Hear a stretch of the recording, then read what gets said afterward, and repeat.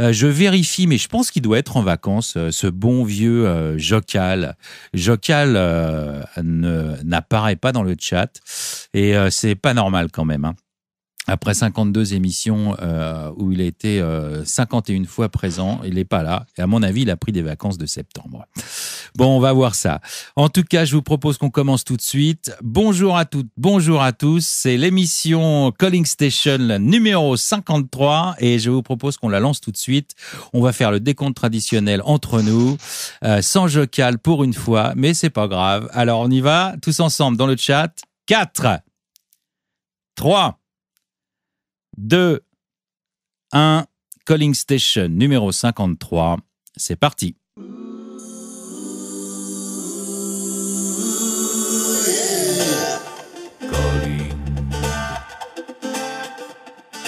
Calling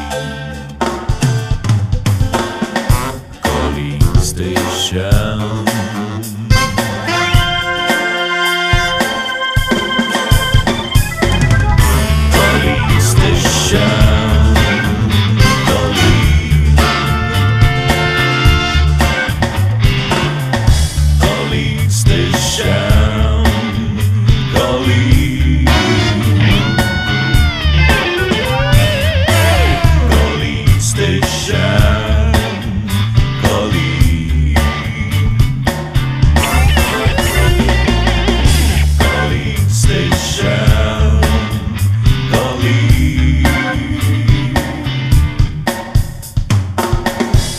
Voilà, Calling Station numéro 53, c'est donc parti. Bonsoir à tous, bonsoir à toutes. J'espère que vous allez bien. Alors ce soir, vous avez vu, on a un petit changement. Je ne sais pas si vous avez eu le temps de le voir parce que ça s'est fait cet après-midi. Notre invité principal est là. D'ailleurs, je vais le présenter tout de suite. Il s'agit de Grégory Chauchon. Bonsoir Grégory. Bonsoir à tous. Bon, bienvenue dans Calling Station tout d'abord. Merci d'avoir répondu présent. C'est avec plaisir. Et alors, si vous avez vu, on a fait une petite mage de la news cet après-midi parce qu'on a su qu'il y avait un autre invité qui n'était pas un invité surprise puisqu'on le connaît déjà, on l'avait eu au téléphone brièvement cet été en direct de Las Vegas. Et cet invité surprise, je suis vraiment très content qu'il soit avec nous. C'est monsieur Rémi Biéchel. Salut Rémi. Bonjour tout le monde, je suis content d'être là aussi. Bon, tant mieux. Alors voilà, évidemment, vous savez que ce soir, on va parler, puisque ces deux invités, nos deux invités vous le font penser, on va parler évidemment de barrières. Et avec moi, il y a un autre invité, mais lui, on le connaît beaucoup, c'est même plus la peine de le présenter, celui qui va parler avec moi, avec tout ce beau petit monde, ça sera Mike. Salut Mike, comment tu vas ? Salut Eti, salut tout le monde, salut Rémi, salut Greg, ça va? Bon, ça fait une semaine qu'on s'était pas vu, ça s'est bien passé pour toi? Oui, ça s'est bien passé, cette fois-ci je suis content, pas de bug.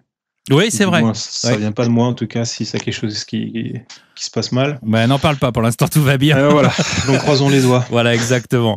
Bon, t'as joué toi un petit peu au poker cette semaine? T'as été au casino ou des choses comme ça? Pas du tout. Le casino, je sais même plus où il est en ce moment. Oh, attends. Oh là là, dis-nous que t'as trop de travail. Non, je ne vais pas le dire. Non, d'accord.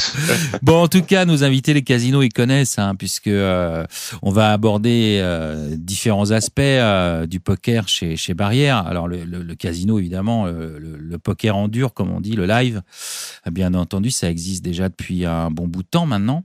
On va aussi aborder forcément le poker online, qui intéressera pas mal de nos poker stratèges qui jouent pour la majorité sur le net. Et puis, on va aborder le partenariat avec Poker Stratégie. Donc ça, je vais évidemment te laisser aborder cette question, Mike, avec Grégory. Nous, avec Rémi, on ira boire un coup pendant ce temps-là. Voilà. Alors, je sais pas comment on va découper exactement l'émission. Est-ce que tu as une idée de la chose, Mike? Oh, oui, écoute, je pense que d'abord, on va peut-être demander à Grégory de nous expliquer ce qu'il fait, parce que Head of Poker, chez Barrière Poker, ce serait peut-être bien qu'il nous explique un petit peu ce que ça veut dire, ce qu'il faut faire. Ouais. Parce que voilà, quoi, les gens ne savent pas. Bah oui, bien sûr. Alors Grégory, à toi. Avec plaisir. Alors Head of Poker, c'est vrai que c'est un nom un petit peu barbare comme ça. Ça veut dire responsable poker, hein. Ouais. En gros, c'est assez complexe à expliquer, mais je suis en charge, on va dire, de tout ce qui est l'offre poker, aussi bien online qu'offline, ainsi que les synergies avec les casinos, qui est une grande force pour nous. Voilà, donc, mais je m'occupe aussi un petit peu des relations publiques, et puis aussi des partenariats, comme par exemple avec Poker Stratégie. D'accord. Donc c'est très vaste en fait, hein. C'est assez transversal comme titre. C'est pour ça que c'est pas un titre qui est, on va dire, traditionnel, quoi. Ouais. Tu fais aussi bien le offline que le online, hein?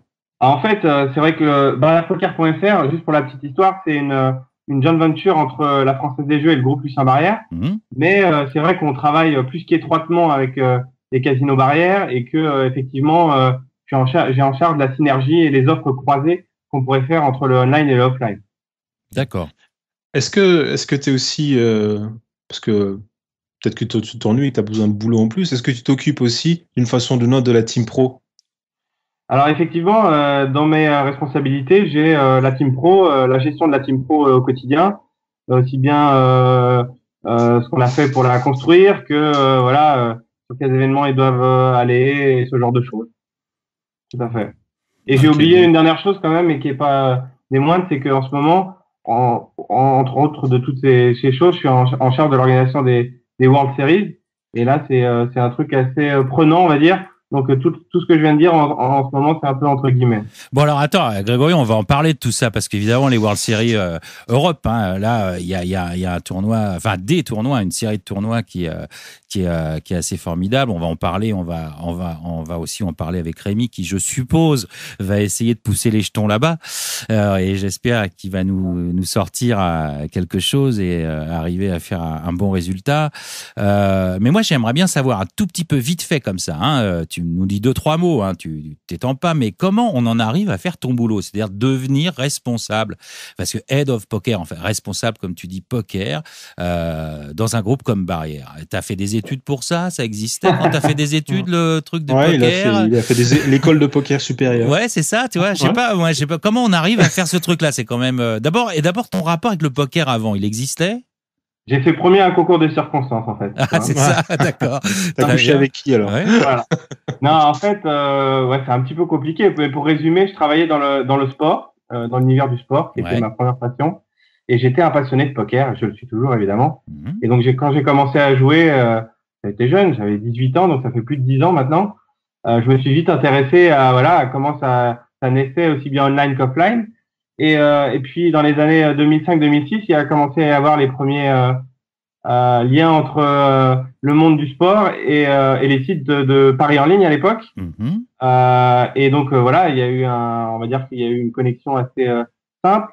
Et quand j'ai décidé d'arrêter le marketing sportif, parce que j'en avais un peu fait le tour. Tu faisais quel sport en particulier? En fait, j'étais dans une société qui s'appelle Avas Sport et qui est spécialisée en fait dans la régie de droit sport. Donc, je travaille notamment pour le Stade Français en rugby, pour ceux qui connaissent. Ouais. Ouais. Mais aussi pour d'autres événements, d'autres choses. Mais j'avais toujours ce petit coin poker et je jouais au poker. J'avais déjà participé aux World Series, donc voilà, j'étais un vrai passionné. Et puis tout d'un coup, j'ai décidé de changer de voie. Et puis je suis tombé par hasard sur une offre du groupe Lucien Barrière à l'époque, qui cherchait, en fait, le poker venait de s'ouvrir dans les casinos. Et donc forcément, comme ça venait de s'ouvrir, ben, il n'y avait pas encore on va dire, de responsable dans les différents groupes. Donc j'ai répondu à l'offre et puis en 3 jours, j'ai passé un entretien et on m'a dit tu commences la semaine prochaine si ça te dit. Ouais, c'est Donc, cool, c'est facile là, dis donc. Ouais. Je suis tombé au bon moment, hein. À l'époque, c'est vrai que c'était quoi? Ça devait être 2007 ou 2008 plutôt. Ouais. Il y avait pas encore grand monde. C'était pas encore ce que c'est aujourd'hui. Hein. Ouais. C'était le Donc boom. ils cherchaient depuis plusieurs mois un responsable poker et ils trouvaient pas en fait. Et moi, c'est vrai que je côtoyais aussi un petit peu l'univers des cercles parisiens, notamment le 5 Vagram, l'aviation à l'époque. Ouais. Et j'avais déjà fait 2-3 missions pour eux. Et voilà, le fait d'avoir un petit peu d'expérience dans le marketing et d'être un passionné de poker, ça a convaincu les responsables du groupe Barrière à l'époque. Bon, et bah, puis, voilà. Et j'ai fait une petite encartage, je suis obligé de le dire, parce que c'est là où j'ai connu Poker Stratégie notamment. Je suis passé pendant 1 an et demi chez Parti Poker, où j'étais responsable France, pour revenir à mes premiers amours dans le groupe Lucien Barrière. Ah ouais, c'est marrant parce que Rémi, qui est là aussi, a fait aussi un petit détour chez Parti. D'ailleurs, il me semble, non? Ah ouais, complètement. Bon, on était ensemble. Oui, vous étiez ensemble à la même époque. Et t'as pas fait que ça, Grégory. Je vais te lancer une petite pique, mais c'est vraiment amical et tu verras, c'est pour rigoler. J'ai été consulté quand même parce que t'as été joueur de poker, évidemment, comme tu nous l'as dit. Tu jouais un petit peu et t'as une ligne sur Endemmob. Hein. Et la seule ligne qu'il y a là-bas, celle-là, elle est formidable. Et on peut la dire. C'était. Non, attends. Ouais, vas-y, j'attends. Alors, je te laisse. Je raconte l'histoire avant. Ah d'accord, vas-y. Je suis rentré dans le groupe Lucien Barrière. Ouais. Disons que c'est compliqué d'allier une vie de joueur et une vie un responsable pour un casino ou pour une société de casino. Donc j'ai appelé Endemmob et j'ai demandé de retirer tout mon compte.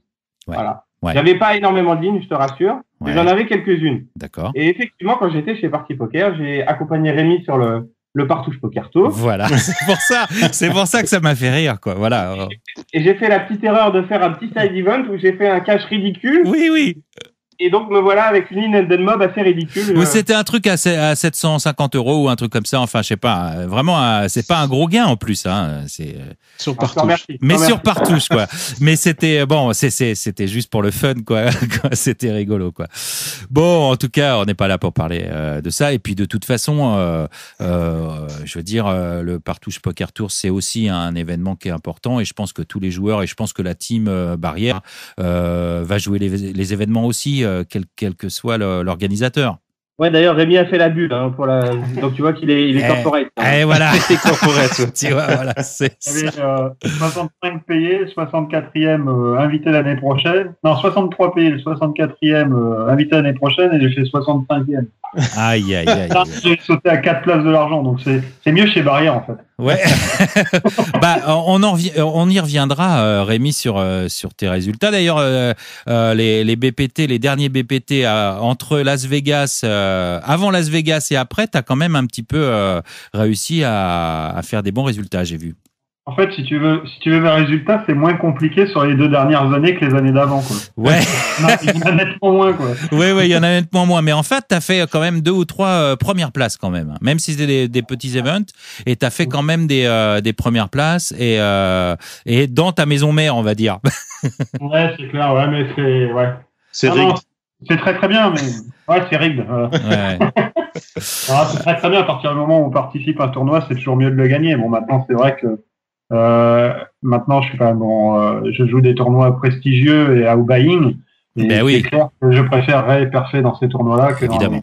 Avec des fields beaucoup plus réduits et beaucoup plus faciles avec toute modestie. Bien sûr, on comprend très bien. Une petite question pour Grégory, si tu permets. Ouais, vas-y. Oui. Avec tout ce boulot, je vais me permettre de faire une devinette, mais je presque sur la réponse. T'as plus le temps de jouer au poker? Si, bien sûr. C'est quoi, tu es en train de faire quoi, là? Ah bon, tu joues encore au poker? Ouais, il faut s'en soutenir. Il est en mode cagoule en 2-4. Bon, on peut avoir le pseudo? Non. Bon, d'accord. Alors, je sais pas ce que t'en penses, Mike, puisque Rémi a pris la parole, on pourrait le présenter un petit peu, Rémi, puis après, comme ça, on va faire l'interaction avec tout le monde. Alors, Rémi Bichel, qui on a eu la surprise d'apprendre qu'il serait là ce soir, donc ravi que tu sois là. J'ai vraiment beaucoup de plaisir à te recevoir parce que je vais t'expliquer pourquoi. Tout d'abord, on est tous les deux à peu près de la même génération. Et ça va me permettre d'avoir un allié de choix avec toi. J'espère que tu vas m'aider face à la meute des jeunes grinders online qui nous écoutent là en ce moment. Et que comme toi, j'ai commencé à jouer au tarot puis au fermé. Ouais. Voilà, très jeune. Bon, et puis comme toi, j'aime beaucoup l'argot. Et donc j'adore ton surnom qui est, tu peux nous le dire? Brem, voilà. Alors Brem, pour ceux qui ne connaissent pas l'argot, ça veut dire les cartes, c'est les cartes. Mais Rémi, je te signale que la Brem, pour ceux qui connaîtraient éventuellement la pêche, c'est aussi un beau poisson.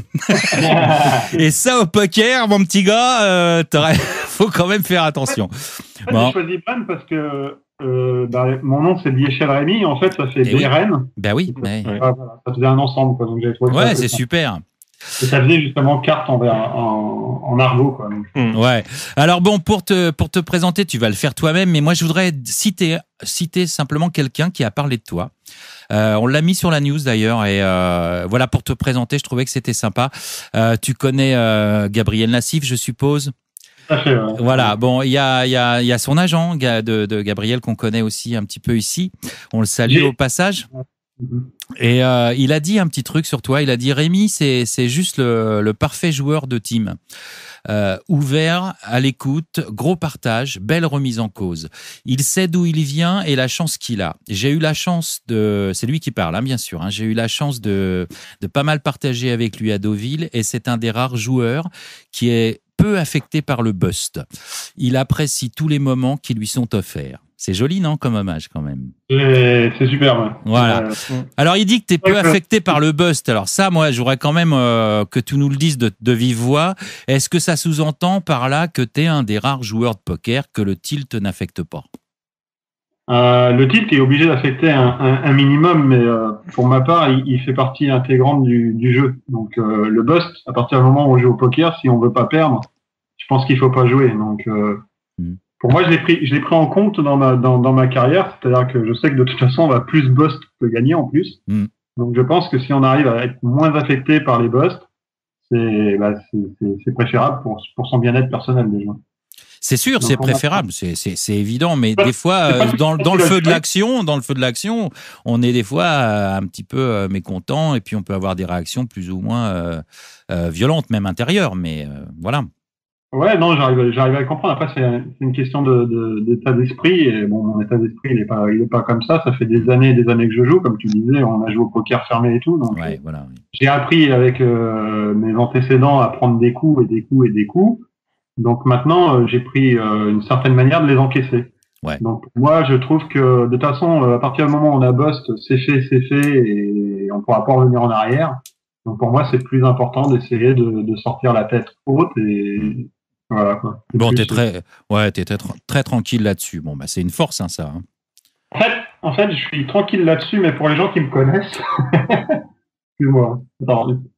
Pour les gens je suis tranquille là-dessus, mais c'est vrai que l'année dernière, j'ai eu un moment très difficile en fin d'année dernière, où tout le monde sait, les gens qui me suivent et les gens qui me regardent, ils savent que je passe 2 années relativement assez compliquées malgré tout, en termes de résultats. Ouais. Et il y a un sentiment un petit peu, on va dire, pas d'injustice, mais presque où on fait les bons choix, on choisit les bons spots. Ouais. On a des mains qui sont, qui font 80% à 20%, par exemple. On perd des 80-20 sur des pots énormes qui font 2-3 fois l'average. Ouais. Donc c'est vrai qu'on a un sentiment de frustration énorme. Et il est vrai que, pour le cacher à personne, l'année dernière, en fin d'année, j'en pouvais vraiment plus.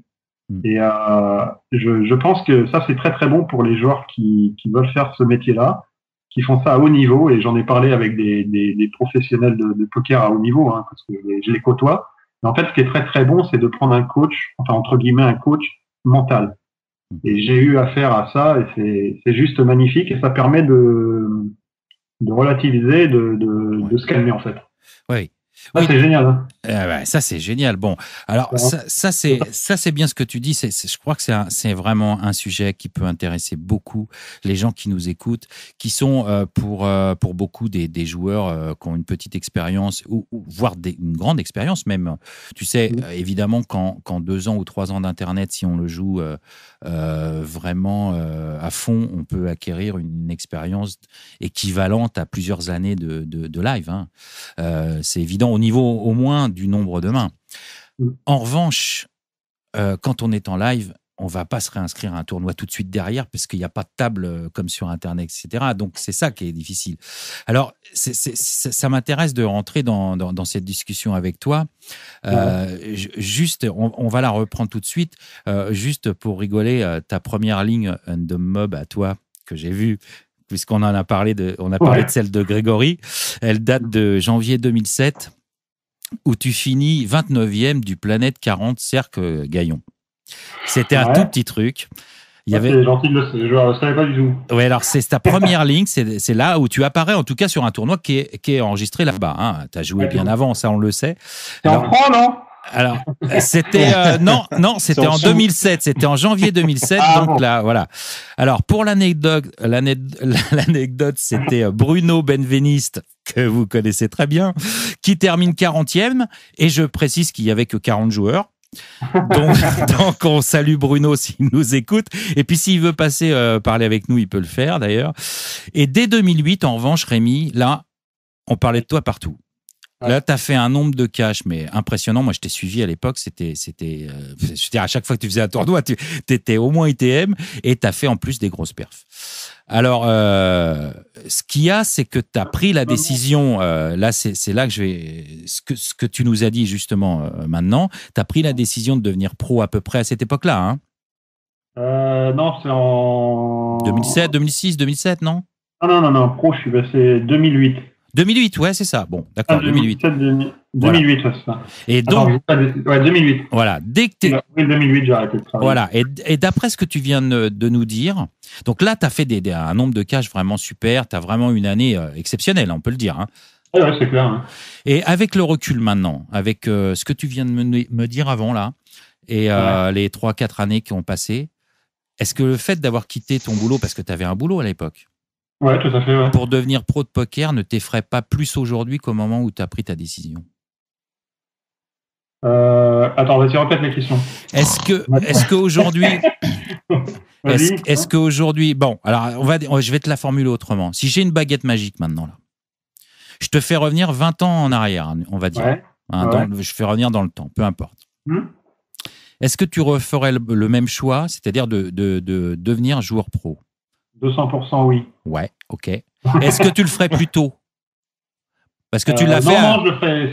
C'était vraiment le bon moment pour moi. Il y avait pas de. Je ne pouvais pas le faire plus tôt et plus tard c'était pas bon non plus. Non, c'était le bon moment. Bon, super. J'ai zéro regret malgré mes 2 années où je fais pas énormément de résultats. Bon, j'ai la chance aussi d'avoir un sponsor, mais non, aucun regret. Aucun regret, mais est-ce que ça te fait pas un peu peur quand même? Non. Non, parce que c'est un choix réfléchi, mûrement réfléchi, oui. avec le risque intégré à l'intérieur de ce choix-là. Et du coup, j'ai pas de problème avec ça. Bon. Maintenant, s'il faut revenir en arrière ou si ça doit s'arrêter, j'arrêterai. Il y a pas de souci. Je l'ai toujours dit au début quand j'ai commencé. Ouais. Tout se passe bien pour l'instant malgré mon manque de résultats. Mais non, c'est génial. Et une petite question, Rémi et Grégory.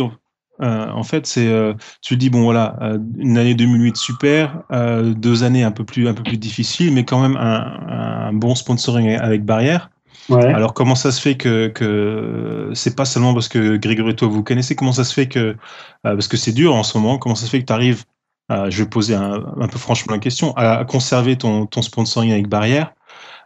Est-ce que c'est parce que tu as aussi cette qualité de. Enfin, nous, quand on parle de toi sur notre forum ou quand on voit les interviews, c'est tout le temps toujours la même chose qui revient. Quelqu'un de très humble, quelqu'un de très posé, qui avec qui on peut discuter, très ouvert. Voilà, ça fait partie aussi de ça. Je pense que c'est peut-être important de le signaler que même si on joue au poker pour gagner et des choses comme ça, il y a aussi d'autres qualités qui apparemment, même au point de vue business, et apparemment intéressent aussi Barrière. Enfin, Rémi, il renvoie une image de sympathie directe. Ouais. En fait, mon manque de résultats en ce moment est compensé par le fait que je fais des choses auprès de Barrière, c'est-à-dire que j'active beaucoup le site, je suis beaucoup présent sur le site entre guillemets. Après, Grégory sera plus en mesure de répondre à tout ça, mais maintenant, il est clair que pour tous les gens qui veulent se faire sponsoriser ou qui aimeraient se faire sponsoriser, aujourd'hui, on est quand même dans l'ère du marketing. Et si vous avez beau gagner 12 000 tournois, si vous n'avez pas une image ou enfin, je dis pas ça pour moi, mais si vous faites pas rêver ou vous, enfin, tu vois, là, par exemple, je communique mal. Mais c'est ce qu'on appelle chez nous un petit peu la visibilité, quoi. Faut être un petit peu visible et justement, ça peut être. Je sais pas, Grégory, c'est quoi Et après, excuse-moi, je finis juste un truc. Après, au poker, si on est juste pris pour ces résultats, il y aurait pas souvent des joueurs sponsorisés parce qu'il y a une variance qui est énorme et tous les joueurs pros tels qu'ils sont, ils vont passer par un vide à un moment donné. Donc, je vais répondre à ta question. La réponse, elle est très simple. Et d'ailleurs, je sais pas si tu te souviens, mais dans la phrase que tu as citée d'Antoine Maurice, il dit que c'est le joueur parfait pour une team. Ouais. Oui. Il a dit ça. Oui, il a dit ça. Ouais. C'est exactement ça. C'est-à-dire que un joueur de poker, et je pense qu'il y a beaucoup de gens, puisque c'est la question qu'on me pose souvent, qu'est-ce qu'il faut faire pour être sponsorisé, pourquoi un tel il est sponsorisé et pas moi, alors que j'ai plus de résultats que lui. Et ben, le sponsoring, c'est la même chose. Là, j'ai la chance d'avoir un bon exemple. C'est la même chose que dans le sport business. C'est-à-dire que c'est la visibilité pour une marque. Et entre guillemets, c'est pas très beau de dire ça, mais qu'est-ce que le joueur peut rapporter à la marque et qu'est-ce qu'il peut véhiculer comme valeur auprès des clients et de la communauté. Oui. Et Rémi, il a ce pouvoir, comme tu l'as dit, c'est que c'est quelqu'un que tout le monde apprécie et que quand, par exemple, sur les étapes du Barrier Poker Tour, on a entre 30 et 40 qualifiés qui viennent du site. Pour la plupart d'entre eux, c'est leur premier tournoi. Ils sont assez impressionnés. Et typiquement, quand ils arrivent, eh ben, Rémi est là pour les accueillir. Il leur explique comment ça va se passer. Il les rassure. Il leur parle un peu stratégie. Et finalement, les gens, qu'est-ce qu'ils gardent dans l'esprit? Bah, c'est que Rémi, ça va être un joueur pro, mais il est accessible. Et voilà. Et c'est des valeurs sur lesquelles toutes les rooms essayent de s'appuyer. Et c'est pour ça que il y a encore quelques mois, bon, c'est encore le cas. Quand vous preniez le classement des meilleurs joueurs, des meilleurs résultats, entre guillemets, vous aviez un certain nombre de personnes du top 10 qui sont pas sponsorisées. Et ça, c'est exactement ce qu'a dit Rémi, c'est que malheureusement, pour eux, ils n'arrivent pas encore à être suffisamment visibles et à générer suffisamment d'intérêt autour d'eux pour qu'une room s'intéresse à eux. Voilà. Voilà. Non, mais je pense que c'était bien qu'on je vais quand même tout défoncer l'année prochaine parce que voilà, exactement. Mais c'est la variance, Rémi. Ça, pour l'instant, t'es dans un downswing, comme on dit, quoi. Voilà. Malgré des fois ce que j'entends, mais bon, une petite attaque personnelle d'un de nos users qui nous dit: Rémi, à la télé, tu as l'air toujours blasé. C'est ta poker face ou c'est comme ça même quand tu vas à la boulangerie? Je suis toujours comme ça, je pense. Ah, blasé, c'est pas lourd. C'est pas une attaque, hein, c'était. Non, mais ils ont raison en plus parce que il est vrai qu'en ce moment je passe un peu à la télé sur. Je pense que c'est avec Lucky Jack quand j'ai fait mon tournoi avec Party Poker entre autres. Et c'est vrai que si on prend cette période-là, c'est au mois de janvier. C'est justement l'année un peu pas très très bonne pour moi. Et il est vrai que c'était à Las Vegas et que j'étais très très très très fatigué. D'accord. C'est sûr que ça se répercute sur les images. Mais maintenant, ça va nettement mieux parce que j'ai encore plus cadré ma vie et c'est mieux, quoi. J'ai arrêté un petit peu de faire toutes les nuits blanches à l'Aviation Club de France. Ah oui, d'accord, ok. Bon, Mike, est-ce qu'on pourrait attaquer un peu les questions des users, peut-être? Qu'est-ce que t'en penses? Oui, moi j'étais parti plutôt pour Cannes un petit peu parce qu'on parlait beaucoup de fatigue. Bah écoute, vas-y, si tu veux, alors on enchaîne avec Cannes. Oui, bah Cannes, on peut en parler direct. Non, mais si tu veux, bah on y va. On peut peut-être parler de Cannes. Alors, en commençant peut-être par Grégory, qui nous explique un petit peu, très simplement, comment ça s'organise les WSOP. C'est vrai que quand on a annoncé ça il y a maintenant plusieurs mois, ça a fait son effet. On a dit les WSOP Europe arrivent en France, mais les WSOP Europe, les gens, c'est Londres, c'était pas forcément extraordinaire à Londres, donc voilà. Sauf que maintenant, ça fait bientôt 6 mois qu'on travaille là-dessus. Au-delà d'être un tournoi français, un grand tournoi français, ça en devient un tournoi européen, voire mondial. On travaille au quotidien avec les équipes américaines et c'est juste énorme, quoi. C'est-à-dire qu'au quotidien, on échange avec des gens comme Noel Bronson, Tom Dwan, pour savoir quand est-ce qu'ils viennent, qu'est-ce qu'ils veulent jouer comme jeu, etc. Et juste le petit chiffre qu'on aime citer, nous, c'est que c'est du 7 au 20 octobre, et il y a juste 58 tournois sur 13 jours. Juste. Donc il y en a pour tout le monde, hein. Ça va de très très bas les qualifs au main event et au split format qui sont à 10 400 €. Mais juste il y a 58 tournois sur 13 jours, quoi. Donc c'est juste une espèce de grande fête du poker où tous les joueurs seront là, tous les joueurs, et pas seulement les joueurs français, aussi les joueurs internationaux, dont les Américains qu'on voit pas souvent chez nous. Donc voilà, ça va être un grand moment, j'espère, pour tout le monde. Ouais, ça a l'air bien. Ouais. Ça va être un événement poker pour la France, ça c'est sûr. Ouais, c'est énorme. Ça va être, on va parler que de ça pendant. Ouais, et puis il y a Bruno. Au moins 4 semaines, 5 semaines. Bruno Benveniste qui nous avait parlé d'un nouveau truc qui s'appelle, je sais pas, un espèce de tournoi mixte là, comme ça, avec d'abord du full ring, du short ended. On a appelé ça le split format. Voilà, Split, c'est ça. Voilà. Je me souvenais plus du nom. En fait, l'idée, il faut rendre à César ce qui est à César. C'est Daniel Negreanu qui a eu cette idée et qui l'a soumise au WSOP, qui nous l'ont soumise. En fait, c'est un tournoi qui commence en full ring, donc 9 par table, le jour 1. Et quand on passe au jour 2, on passe en six-handed. Et pour jouer jusqu'à 16 joueurs. Et ça se termine en championnat de heads-up. Ok. Ça permet, le gagnant, ça remplace un peu le heads-up qu'il y avait à 10 000 euros, qui était un peu rébarbatif à Londres. Et donc, voilà, ça va être une grande première et ça permet voilà, le joueur qui va gagner ça, on va dire que ça va être un joueur assez complet, quoi. Mais moi, j'adore ça. Moi, franchement, je sais pas ce que t'en penses, Mac, en tant que joueur de poker, toi. Je me suis inscrit déjà. Ah bon, c'est vrai? Non. Allez. Non, ça aurait été possible. Ouais. Mais le buy-in est assez cher, hein, je crois. Hein. C'est à 10 400, ouais, tout à fait. Ouais, 10 400, c'est quand même pas pour tout le monde. Hein. Non, c'est pas pour tout le monde. Ça va réunir un fil de pros, là, hein, je pense, quand même. Ou alors ça va être dur. Ouais. Rémi, tu vas le nous faire, donner celui-là? quelques noms, Grégory, de joueurs internationaux américains qui ont. Je parle pas des joueurs français parce que je pars du principe qu'ils seront tous là, donc tous les pros. Mais pour les joueurs internationaux, tu dis Doyle Brunson sera là? Doyle Brunson sera là, ouais. Je pense que moi, ça fait un petit moment que je joue au poker. Je n'ai pas de souvenir de l'avoir déjà vu en France. Et en Europe, pas beaucoup. Il a déjà été à Londres plusieurs fois à faire le PT. Ouais, moi je l'ai vu à Londres. Je l'ai vu à Londres pour la première WSOP Europe. C'était en 2007, ouais. Bon, et après, il y en a tellement. Tom Dwan, j'ai dit, Phil Hellmuth, Eric Seidel. Ivy. Je savais que c'était la question piège, hein. Je vais exprès de pas le citer. Je sais. On va dire qu'il va être probablement là. Il y a un point d'interrogation. Allez, lâche-nous une exclusivité. Allez. Allez. Si je devais miser, je dirais qu'il sera là. Voilà. Ah, bon. Voilà. Ouais, mais ouais, d'accord, ok. Bon. Okay. Mais t'as vu, j'ai été sympa. Je t'ai demandé Phil Ivey. Je t'ai pas. Non, il devrait être là, mais. Je t'ai pas demandé Ferguson ou les derrière. Ou les derrière, ouais, c'est ce que j'allais dire. C'est marrant, j'avais la même question. Je sais pas pourquoi. C'est vraiment un hasard, hein. Oh là là. Il se passe rien en ce moment. Non, mais tu veux, c'est très compliqué d'annoncer des noms comme ça, que les gens puissent les voir et que au final les gens soient pas là.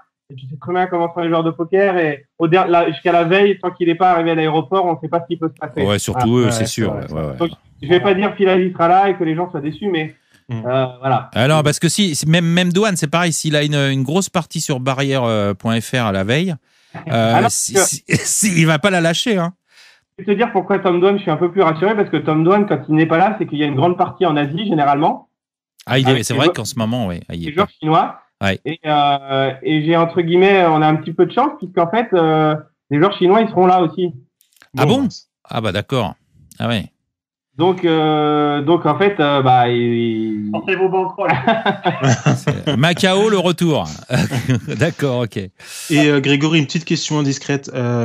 Dans le cadre des WSOP, des choses comme ça, on parle beaucoup de poker, tournois évidemment, mais il doit y avoir encore des sacrées soirées, non? Il doit y avoir des choses bien organisées. Ce qui se passe autour. Ça doit bien faire la fête. Il y a une soirée d'ouverture, il y a quelque chose. Comment ça se passe? Les choses bala, quoi. Les choses bala, quoi, du poker. C'est vrai que Cannes se prête pas du tout à ce genre d'événement. Ouais, la croisette, c'est tout ça, ouais. Ouais, il y a plusieurs fêtes, quoi. Il y a plein de choses de prévues. Juste pour info, le tournoi, il se passe à moitié au Majestic et à moitié au Casino Croisette. Ouais. Okay. Qui se trouve dans le palais des festivals. Ouais. Et juste faire un tournoi de poker au Majestic, c'est juste un truc extraordinaire. Ouais, super. C'est un des plus beaux hôtels français. Et c'est énorme, quoi. Ouais, c'est magnifique. Et ça va se faire dans les salles au sous-sol, là, enfin au sous-sol. Non, pas au sous-sol, c'est au rez-de-chaussée. Au rez-de-chaussée, je voulais dire au rez-de-chaussée, d'ailleurs, au sous-sol. Avec des vues sur la mer, etc. Ouais, c'est magnifique là-bas. Hein. Magnifique. Il y a beaucoup de salons. Le Casino Croisette est aussi magnifique. Et là, il y aura des tables de poker. Ah là, c'est génial, quoi. Ouais, il y aura des tables de poker. C'est très beau comme cadre. Et ça, c'est fantastique. Ouais. Point de vue retransmission, télé, on peut s'attendre à quoi? On peut s'attendre à du live stream. On peut s'attendre à. C'est réglé ça déjà? Alors, pour les tables télé, il y aura un live stream sur les sur un certain nombre de tables, un peu comme à Vegas. Ok. Quelque chose d'assez soft, mais qui permet aux gens sur Internet de suivre. Ok. Et il y aura probablement une émission télé, une émission télé sur une grande chaîne française, on l'espère. Voilà. Ok. Cool. C'est en cours de négociation, comme on dit, c'est ça? Et en cours de finalisation, ouais. Mais ça Finalisation, sera ouais. probablement pas du direct à la télé. Ça commence par T et ça se finit par 1, c'est ça? Ça serait bien, hein. Ça serait bien pour tout le monde. Ok. Bon. Ouais. Et pour, je sais pas, pour toi, Rémi, préparation, Cannes, c'est quoi? À part le coach mental? Là, je reste tranquille jusqu'à Cannes. Donc là, je vais faire le DPT Bordeaux ce week-end. Ok. À Cannes, j'ai prévu de me reposer une bonne dizaine de jours avant. Je vais pas faire grand-chose. Je vais faire un petit peu parce que je vais faire beaucoup de choses. Déjà, j'ai fait 5 bracelets en Texas Hold'em. Donc le main event, le 10 000 split, Ouais. le 2500, le 3000 shootout et le 1000. Donc ça, D'accord. c'est dans mon programme. Après, je vais juste faire ça parce que je pense en gagner 3. Donc, j'aurai pas le temps pour faire d'autres tournois. Ouais, bah ça Parce que bon, voilà, quoi. Il y a un moment donné où ça s'arrête. Hein. Et tu sais que on parlait d'une. Ah, pardon. Oui. Vas-y. C'est le micro qui craque un petit peu. Ouais, non, là, mais je crois. c'est la connexion. Ça se trouve, si vous êtes en train de jouer un peu, ça coupe un peu pendant que vous jouez. Je suis pas sur le... Non. Non. On joue un peu, mais on joue vraiment à côté, quoi. Bon, d'accord. Vas-y, je te laisse finir, Rémi, mais juste une parenthèse, puisqu'on a coupé. On parlait du nombre d'événements qui est assez grandiose pour le si peu de temps, finalement. Ouais. Et 52 événements, c'est ce qu'il y a au VSOP à Las Vegas. Ouais. Et Tom Dwan, Rémi, lui, il en a joué 52, il a rien shippé du tout. Alors, tu vois, tu vas... Mais on peut pas comparer Tom Dwan à Rémi Biéchel, quand même. Oh, bah si, Non, c'est vrai. si tu vas faire 10 fois mieux en 10 jours. Il a been. C'est bon. Non, mais c'est vrai. Je sais pas si vous êtes au courant, il a joué 52 événements. C'est-à-dire, il a joué tout, quoi. Enfin, non, il n'a pas joué tout. Quasiment. Attends, c'est il a fou. payé tout. Il a été inscrit partout. Il a été inscrit partout, ouais. C'est inscrit partout. Sa chaise est restée vide à certains événements. Ouais, voilà, c'est ça. Tablé en plus, à mon avis. Hein. Bah, sûrement, Ouais. obligé. Les trucs qui se chevauchent, ouais. Si on en revient à ça, c'est normal que tu puisses perdre pendant un an, quoi. Parce que moi, je prends toujours le cas de Delki qui fait un grand nombre de tournois et qui, pendant 8 mois, à un moment donné, il avait rien fait. Donc, si tu ramènes ça à notre échelle, à moi, qui fait 4 fois moins de tournois, en fait, tu peux ramener ça sur 2-3 ans. Ouais. Et je pense qu'il a un edge supérieur au mien, donc tu peux encore élargir. Donc, je pense que quand tu es dans un bad run en tournoi live, ça peut durer longtemps. C'est pour ça que j'ai le même état d'esprit et je me dis, bon, faut patienter. Et...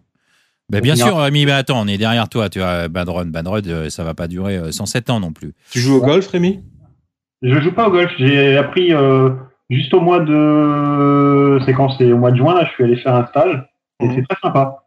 Parce que tu vois, je me suis dit que peut-être que ton mental coach, il t'avait peut-être conseillé de jouer au golf, parce que je sais qu'il y a beaucoup de joueurs pros qui ça les aide beaucoup. Je sais pas, je suis d'accord avec toi, mais je veux pas jouer au golf parce que je suis quelqu'un qui est très extrême dans ce que je fais. Et ah oui, tu vas pas t'arrêter. J'ai pas aimé le golf, c'est de là-bas. Donc pour l'instant, en fait, le golf c'est prévu dans 3-4 ans, quand je serai à la retraite du poker. Quoi. Okay. Ah, t'as prévu la retraite déjà du poker? Bien sûr. Ouais. Dans ta tête, tu te vois pas jouer très vieux comme Doyle ou des gens comme ça? Pas du tout, non. Non, c'est vrai? Sérieusement? Ouais, sérieusement. Ouais. Ah ouais? Pour toi, c'est un passage dans ta vie. Tu vois comment ton avenir là-dedans, alors? Genre 3-4 ans simplement, là, c'est sérieux ce que tu nous dis? Oui, c'est sérieux. Bah, déjà, moi, je suis comme toi, j'ai un âge avancé. Et encore, je le dis pas, mais je suis un tout petit peu plus vieux que toi. Non, mais ça va, il est pas vieux du tout, hein, Rémi. Hein. Mais bon, nous, on fait pas partie de la première génération, le boom du poker internet, quoi. On est déjà un petit peu trop vieux pour ça. Là, te dire que j'arrêterai totalement, je pense que c'est faux parce que j'adore le poker, j'adore le jeu. Donc je jouerai tout le temps, mais j'ai prévu déjà maintenant je joue moins qu'avant et je prévois sur le futur, si tout se passe comme je le désire, dans 4 ans de me retirer tranquillement. D'accord, ok, ouais. Si j'ai atteint certains objectifs, mais que je ne citerai pas ici. Mais ce serait une retraite tranquille comme ça pour profiter de la vie, aller faire la fête avec tes amis, tout ça. Oui. Ouais, c'est ça, tranquille. Pas pas pour reconstruire autre chose derrière, aller jouer au golf par exemple et devenir pro de golf. à 60 ans? Non, je pense pas. Je pense que ce serait plus pour profiter de la vie de famille C'est et ça, d'accord. et ces choses-là qu'on est obligé de mettre. Bon, moi, j'arrive à gérer les deux parce que j'ai quand même une copine avec qui a deux petits enfants, donc c'est Ouais. vrai que ces derniers temps, Bah je oui, joue bah oui. la nuit, ainsi de suite, donc j'arrive à très très bien gérer les deux. Ouais, Malgré mon emploi du temps relativement chargé, ouais. mais il est clair que sur le futur, je prévois de passer plus de temps en famille et un peu moins de temps sur les tables de poker. Et toi qui as joué des parties privées endiablées au poker fermé, est-ce que tu es capable aujourd'hui de jouer 2 ou 3 jours d'affilée? Oui, je suis capable. Je Encore, joue plus trop, encore, mais je suis pas, Ouais. Ah ouais. D'accord. Il y a des moments, ça me chatouille, quoi. J'ai envie de le refaire, mais Ouais. comme j'ai un peu de bien-être et puis que j'ai une vie assez chargée entre mes obligations, on va dire sponsoring et ma vie familiale, c'est clair que pour l'instant, je le fais pas trop, quoi. En parlant d'obligations sponsoring, ça fait une très bonne transition. Ouais. Grégory, tu vas peut-être pouvoir confirmer, mais moi, j'ai déjà eu un petit accord avec des gens de Barrière Poker. C'était pas toi, Grégory, directement, mais apparemment, on va avoir au mois d'octobre et peut-être dès ce lundi des joueurs pros de la team poker, Barrière Poker Pro, qui viendront faire du coaching sur Poker Stratégie tous les lundis entre 20h et 21h au mois d'octobre. Voilà une bonne nouvelle. On va peut-être pouvoir parler un peu du partenariat qui se passe avec Poker Stratégie. Et j'ai déjà eu à ce sujet confirmation de Pedro. Oui, Pedro Canali. J'ai pas encore répondu au mail, mais c'est bon pour moi aussi. Et voilà. Ah ben on l'a en direct. Comme je l'ai coincé en live là. Bon, alors Pedro et Rémi qui vont nous faire du coaching. Je suis un peu moins pédagogue, je pense, mais pas le maximum. Donc on aura les détails, Mike. Ben, à partir de lundi peut-être, ça dépend si j'arrive à avoir confirmation de Pedro, mais il voulait confirmer. Mais donc ce lundi, pendant tout le mois d'octobre, on aura lundi soir, sauf impératif s'il y en a un qui est vraiment en train de rocker au WSOP. On aura le lundi soir entre 20h et 21h. Au moins Rémi et Pedro, l'un ou l'autre en alternance ou les deux en même temps, qui nous feront un petit peu de coaching. Donc le coaching classique, en train de jouer sur Barrière Poker, soit du cash, soit du MTT, soit à voir. Ah ouais, génial. Et qui nous, comme d'habitude, nous diront, expliqueront pourquoi leur prise de décision, des choses comme ça. Et ce sera ouvert au rang basique à tout le monde. Le but du jeu, c'est que tout le monde puisse en profiter. Que ce soit un petit peu, quand on parle d'échange de visibilité, c'est un peu ça l'idée. Donc voilà. Le niveau, ce sera à déterminer. On verra ça avec Rémi et Pedro. Ça peut être très sympa. J'imagine que si on arrive à faire ça en live pendant Cannes, que ça débordera un petit peu. Ce sera peut-être pas du coaching classique, mais ça se fera peut-être par téléphone ou je sais pas. On verra.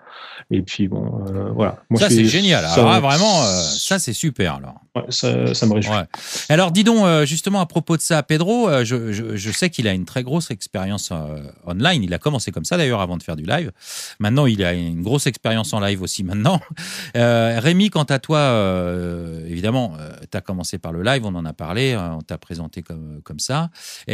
Comment tu as appréhendé ton départ sur le net en jouant tes premières parties?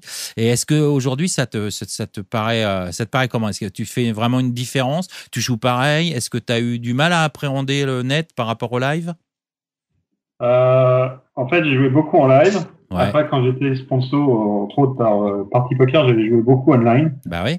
Mais j'avais très très mal géré mes débuts online, c'est-à-dire que j'ai pas géré vraiment une gestion de bankroll. J'avais entre guillemets un peu d'argent, donc j'ai pu, je pense, pas mal. Donc ça m'a, comme dans tous les jeux auxquels j'ai participé, que ce soit le tarot, le rami ou tout ce qu'on a parlé avant, j'ai toujours de toute façon perdu au début pour gagner à la fin. Donc là, c'est vrai que j'avais perdu pas mal au début quand même. C'est classique, Rémi, c'est classique.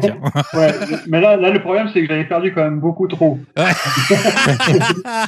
Ça va plus vite. Par rapport à l'échelle de mes gains, j'avais plus, donc j'ai perdu plus. Ça va plus vite aussi, ouais. Ça va plus vite aussi.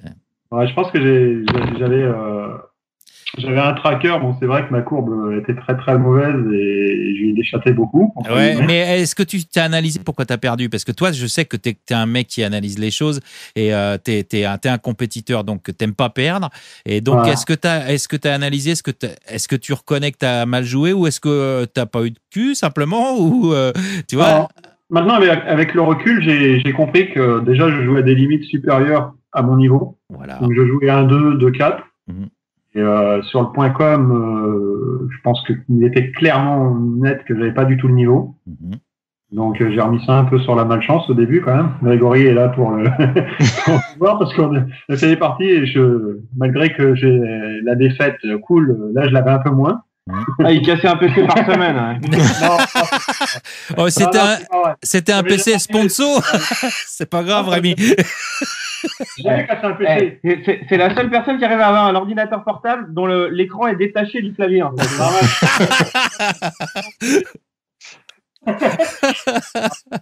Donc maintenant, c'est vrai qu'avec le recul, c'est ça. Et en fait, maintenant que je suis chez Barrière, j'ai décidé de grinder à fond. Ouais. Donc c'est vrai que je joue beaucoup. Ah oui, tu joues beaucoup carrément. Ouais, d'accord. Ah ouais, parce qu'en fait, j'ai un autre challenge aussi. J'en ai marre des live stars et des online. Mhm. Donc j'ai envie de montrer aux grinders que les live stars, ils peuvent se mettre à niveau. Exact.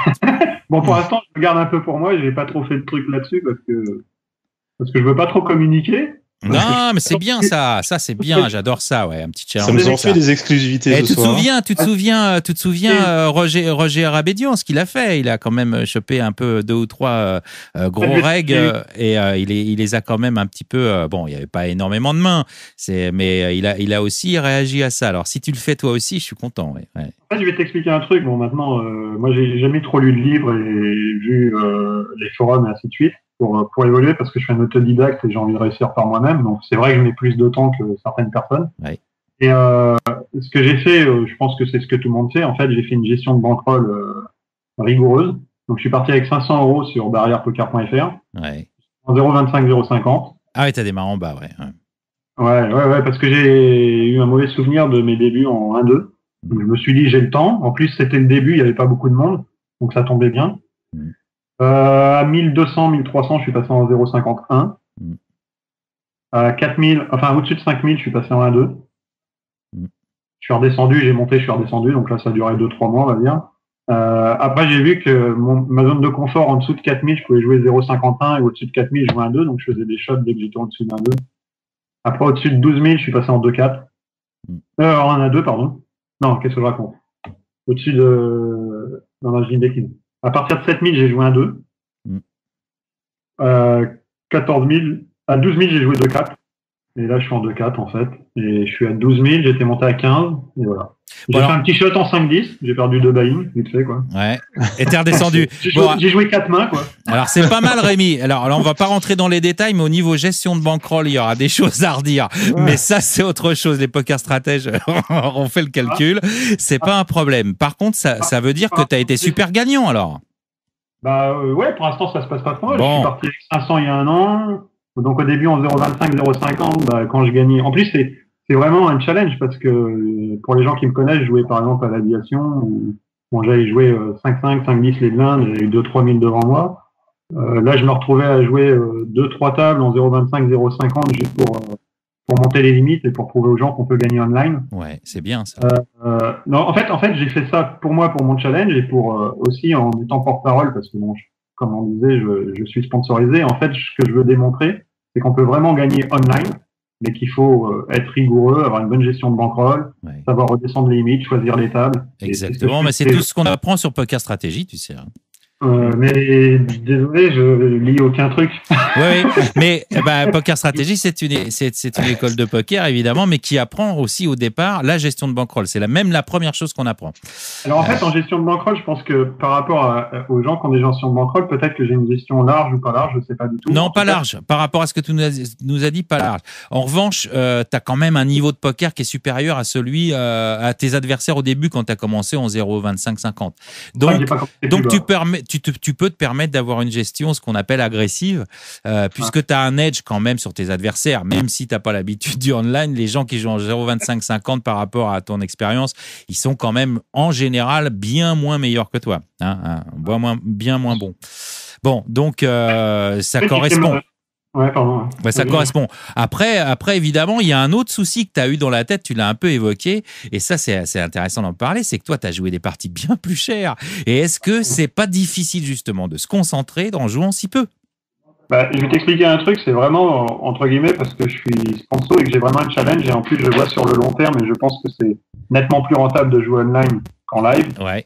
Sur le long terme, à partir du moment où on arrive à atteindre des limites qui peuvent correspondre à des revenus beaucoup plus intéressants, Ouais. on est limite, en fait, parce qu'on peut jouer 6 tables, on peut jouer 5-10, on peut jouer 24 heures sur 24. Et ouais. Donc, je pense que le rendement est beaucoup plus intéressant. Et Donc, j'ai pris tu sur moi multitables un an. aussi? Tu multitables aussi?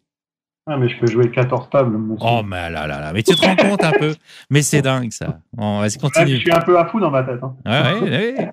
Non, mais je suis un homme de challenge à la base. Moi, J'adore ça, Rémi. Mais tu j'ai joué au sais, tarot, j'ai joué pour Ami, j'ai gagné. J'ai joué au dès que poker t'as passé fermé. 40 ans, ils nous prennent tous pour des vieux trucs foutus. C'est pour ça que ça me fait plaisir de t'écouter parler. Ce qui est marrant, bon, après, je vais rester quand même à ma limite. Hein. Je vais dire, je joue online. J'ai un edge sur les gens plus faibles. Je sais bien sélectionner mes tables. Ouais. Je sais que maintenant, il y a des joueurs nettement supérieurs à moi et beaucoup plus forts. Ouais. Je sais, entre autres, bien les éviter.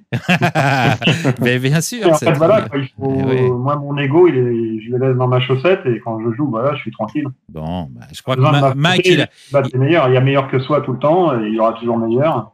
Est-ce qu'il a pas bien résumé un petit peu ce que Poker Stratégie peut donner à tous les gens qui s'inscrivent? Comment? Excuse-moi, j'ai une petite question d'un de nos users qui pose la question live tard sur barrière si c'est toi. Non, c'est pas moi c'est Team Rémi. Donc, non, mais alors tu le confirmeras, Rémi ou Grégory, vous avez tous vos prénoms précédés de Team, hein, c'est ça, hein? Alors, ouais, c'est Team Rémi, après il y a Team Adrien, Team Pedro et Team Barbara. Voilà, donc, savoir dans les chats, c'est pas la peine de me demander si c'est moi qui est derrière, c'est toujours moi et il y aura jamais personne qui jouera sur mon compte. Ok. C'est toi le vrai Biéchel. Et ils ont aussi un avatar personnalisé avec leur photo. Ok. J'ai une question de transition qui a l'air parfaite. C'est un user qui dit tu joues 14 tables sur barrière.fr. Ouais, 14 tables, ça m'arrive quand je fais tournoi et cash game. Ok. Si je fais pas cash game en ce moment, c'est compliqué. C'était un petit peu la question de transition. Là, c'est Grégory qui va devoir se concentrer et arrêter de jouer au poker. Parce que là, ça va être sous le feu des questions et des critiques. Attention, t'es prêt? Transition, nous allons parler du software de Barrière Poker. Alors, aujourd'hui, j'ai lu les news et ça parlait pas de Barrière, ça parlait de Full Tilt. Et j'ai entendu dire qu'il y a comment on dit ça? Quelqu'un de français qui serait prêt à reprendre Full Tilt. Je me dis, tiens, c'est peut-être Barrière qui vont acheter le logiciel de Full Tilt. Bon, allez, on peut pas dire. Là, c'était pour essayer de faire la transition. Dans notre communauté, on a beaucoup de gens qui jouent un petit peu sur toutes les rooms, nos rooms partenaires. Pour toi, Gabriel, c'est des rooms concurrentes. Donc, ça leur permet de comparer un petit peu. Il y a beaucoup de gens qui sont habitués à l'un ou l'autre de software. Et il y a encore pas mal de feedback qui revient. La position est claire pour Poker Strategy. Moi, ma position personnelle aussi, j'ai dit depuis le début que je pensais que Barrière Poker allait s'en sortir et faire quelque chose de très bien. Je me suis fait un peu engueuler à cause de ça. Parce que des fois ça bug, des fois ça accroche, des fois ça va pas trop bien et il y a pas mal de nos users qui se plaignent qu'ils ont perdu des buy-in à 500 € et des petits bugs, ça les bugs du tournoi, des choses comme ça. Alors je pense que c'est pas que je veux traiter mal mes invités, mais je pense que tu as dû faire face à ces questions assez souvent. Est-ce que tu peux nous expliquer un petit peu, nous expliquer ce qui se passe avec le logiciel et dans quelle direction ça va? Ouais, évidemment, c'est une question qui revient souvent, chez vous et chez d'autres d'ailleurs. Hein. On a fait le choix au moment de l'alliance, ce que j'ai expliqué tout à l'heure, entre Barrière et la Française des Jeux. On a fait le choix de développer notre propre technologie pour un certain nombre de raisons, notamment le fait de pouvoir évoluer au fur et à mesure des années, répondre à la demande de clients français, voire plus dans l'avenir, et maîtriser de A à Z notre offre, pas comme forcément tous nos concurrents qui sont parfois susceptibles de devoir suivre leur réseau. Alors ça c'est l'avantage. Oula, il y a du bruit là. Et l'inconvénient, c'est celui-là, c'est que on a là où la plupart des softs ont plusieurs années de recul, voire 5-10 ans pour les plus anciens. On a une technologie qui est très récente, puisque au moment où on a ouvert, on venait de terminer notre offre, et c'est vrai que là on a une vision sur la première année où il y a eu de nombreux problèmes. Alors je comprends tout à fait ce que disent les membres du forum, et c'est normal, j'aurais probablement la même réaction à leur place. C'est on est dans un tournoi, il y a un problème. On a toujours essayé, et je pense que c'est aussi un retour que font les joueurs, d'avoir une approche commerciale et de faire le maximum avec notre service client pour répondre aux gens et faire des efforts quand il le fallait, quand il y avait ce genre de problème. Mais on est dans une V2 actuellement. D'ici à quelques semaines, on aura une V3 qui va considérablement améliorer la vitesse. D'ailleurs, j'espère pouvoir revenir pour vous demander si vous sentez la différence. Et dans les semaines, mois à venir, on aura une version encore nouvelle qui devrait définitivement régler tous ces bugs. Mais on n'avait pas suffisamment de recul pour avoir un soft complet et parfait dès l'ouverture. Et alors certains vont me dire pourquoi est-ce que vous avez ouvert dans ce cas-là. Oui, bah oui. Oui, mais non, ça, oui. Enfin, ceux qui disent ça, c'est qu'ils n'ont pas encore compris toutes les questions d'un marché. Mike, voilà, de partir avec un an de retard, c'est peut-être encore pire. Mike, il y a un problème avec ton Attends, je fais une petite coupure, Grégory. Mike, il y a un petit problème avec ton ordinateur. On t'entend loin maintenant. Il y a des bruits et on t'entend loin.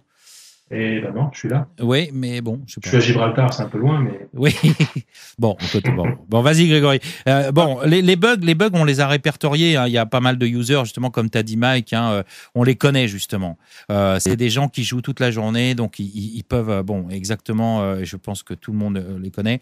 Et c'est vrai que c'est bien que tu nous annonces une autre version, mais là, vraiment, franchement, il y a des gens qui sont en attente de ça pour savoir s'il y a vraiment des gens qui travaillent derrière, quoi. Juste quelques chiffres. On est juste en France, on est près d'une centaine, tout confondu. D'accord. Et encore une fois, les gens, je comprends la réaction des gens, mais c'est la technologie. On est les seuls à être partis avec une technologie Scratch. Les seuls qui ont leur propre logiciel et qui l'ont mis sur le marché, c'est Winamax. Oui, Winamax. Leur logiciel, il était prêt dans les cartons depuis plusieurs années presque. Oui. Donc ils ont eu le temps de le roder. Et d'ailleurs, ils ont subi aussi. Au début, ils ont réagi assez vite. Hein. Voilà, bien sûr, mais parce qu'ils avaient un peu plus de recul que nous. Oui, bien sûr. Ouais. Nous, on a dû ouvrir un peu dans l'urgence. Et c'est vrai que travailler, si tu veux, dans l'urgence sur un produit qui est déjà en ligne, c'est encore plus difficile. Puisque je vais pas rentrer dans la technique, mais tout ce qui est mise à jour, etc., ça a des répercussions sur les anciennes versions et il peut y avoir des régressions, ce genre de choses. Et malheureusement, on est un peu dans le jus et il nous a fallu cette année pour roder la technologie et encore une fois, je passe des doigts, mais les semaines à venir seront décisives pour nous. Ok, alors moi ce que je retiens, c'est tu dis vous travaillez encore dessus, version 3 qui arrive bientôt, qui va s'attaquer à une des critiques, c'est souvent les gens nous disent que le software est assez lent. Tu viens de dire que ça va être plus rapide, c'est ça? Ouais, tout à fait. C'est un des principales critiques qui est effectivement la vitesse du soft et la vitesse des mains, notamment entre les mains. Okay. Et c'est quelque chose. Ça sera déjà dans la version 3, quoi. Tout à fait, dans la prochaine version. C'était la priorité numéro 1. Hein. Ok. Après, ça, on parle de quoi? De quelques semaines, quelques mois? Quelques semaines. Quelques semaines. Et après, quelques mois après, la version 4, tout ça? C'est ça, la version 4 qui, elle, doit définitivement régler le problème de certains bugs, quoi. Ok. Bon, je veux pas insister, Mike, je veux pas insister, mais on t'entend tellement mal. Enfin, on t'entend, mais comme si tu avais ton micro de portable allumé et puis ton micro casque, en fait. En gros, c'est ça. T'as pas fait une manip, rien, non, au cas où, hein. C'est pas moi qui bug, hein. C'est pas moi qui bug. Non, c'est Mike, mais. Est-ce que c'est mieux comme ça? Ah, voilà, ça y est. Voilà, t'es revenu. Merci. Voilà. Bon, il y avait un petit souci. Voilà. Ok. Donc, la question qui reste, c'est, la critique aussi, mais ça, c'est surtout les joueurs à haut volume. qui a un peu de mal un petit peu à trouver le trafic. Par exemple, je vais te dire, malheureusement, je viens de voir que ce soir, on avait un beau satellite pour les WSOP. Il a été annulé parce que on n'avait même pas 25 joueurs. On avait 17, il en manquait 8 ou 7. Donc, je crois que ça a été annulé. Donc, une question de trafic. Là, on parle plus software, mais on parle marketing. Donc, je sais que vous faites des efforts. Maintenant, je crois que la prochaine étape, c'est WSOP Cannes. Je crois que ça va bien booster aussi. Est-ce que tu peux parler un petit peu de... je pense que tu as des objectifs, sûrement, en tant qu'head of poker. Qu'est-ce que tu prévois, qu'est-ce que tu prédis pour le trafic, évolution de trafic en début 2012, par exemple? Donc, contrairement à la plupart des concurrents, et notamment ceux qui ont désormais une liquidité assez importante, quand tu parles de liquidité, je traduis parce que liquidité, c'est peut-être le mot en B2B. Quand on parle de liquidité, on parle de trafic, ouais. Voilà, on va dire le pool de joueurs présents sur le site à n'importe quelle heure du jour ou de la nuit. Ouais. Contrairement à nos concurrents, on n'a pas tout de suite fait des grandes campagnes de communication de masse dans la plupart des médias, notamment en télé, sur les grandes chaînes de télé. On n'a pas eu cette stratégie-là, en partie en raison des technologies. Et ce qui explique qu'on n'a pas ce socle de joueurs, on va pas dire socle de fiches, mais ce socle de joueurs qui permet de faire fonctionner le site et surtout de trouver à n'importe quelle heure du jour ou de la nuit des tables de cash game, des tournois pleins, etc. Et donc notre stratégie, c'est évidemment de stabiliser et de s'assurer que la plateforme et que la technologie est fiable et prêt à accueillir ce pool de joueurs qui risque d'arriver, qui va arriver d'ailleurs, quand on va commencer après les WSOP Europe à communiquer de façon massive. Voilà. Ok, donc c'est on va tout déchirer, quoi. Si on met des étapes, c'est bien ça, régler le problème technologique et après s'attaquer avec un plan de marketing. Malgré tout, tu parles du nombre de joueurs sur la plateforme. Des plateformes seules comme nous qui arrivent à faire, par exemple, on a un tournoi à 10 000 euros tous les dimanches, tous les samedis, seul, je parle. En dehors des gros mastodontes que sont PokerStars et Winamax, il n'y en a pas beaucoup. Il n'y en a pas beaucoup. Et par exemple, on a eu un tournoi à Supersat pour les WSOP Europe la semaine dernière à 550 euros et on a eu quand même 161 joueurs. Donc ça fait 6 packages à 12 000 euros. Donc on commence quand même à rentrer dans des price pools à plus de 60-70 000 euros. C'est quand même pas ridicule, quoi. Et ça, je devrais pas trop le dire, mais je pense que les membres du forum, ils sont au courant.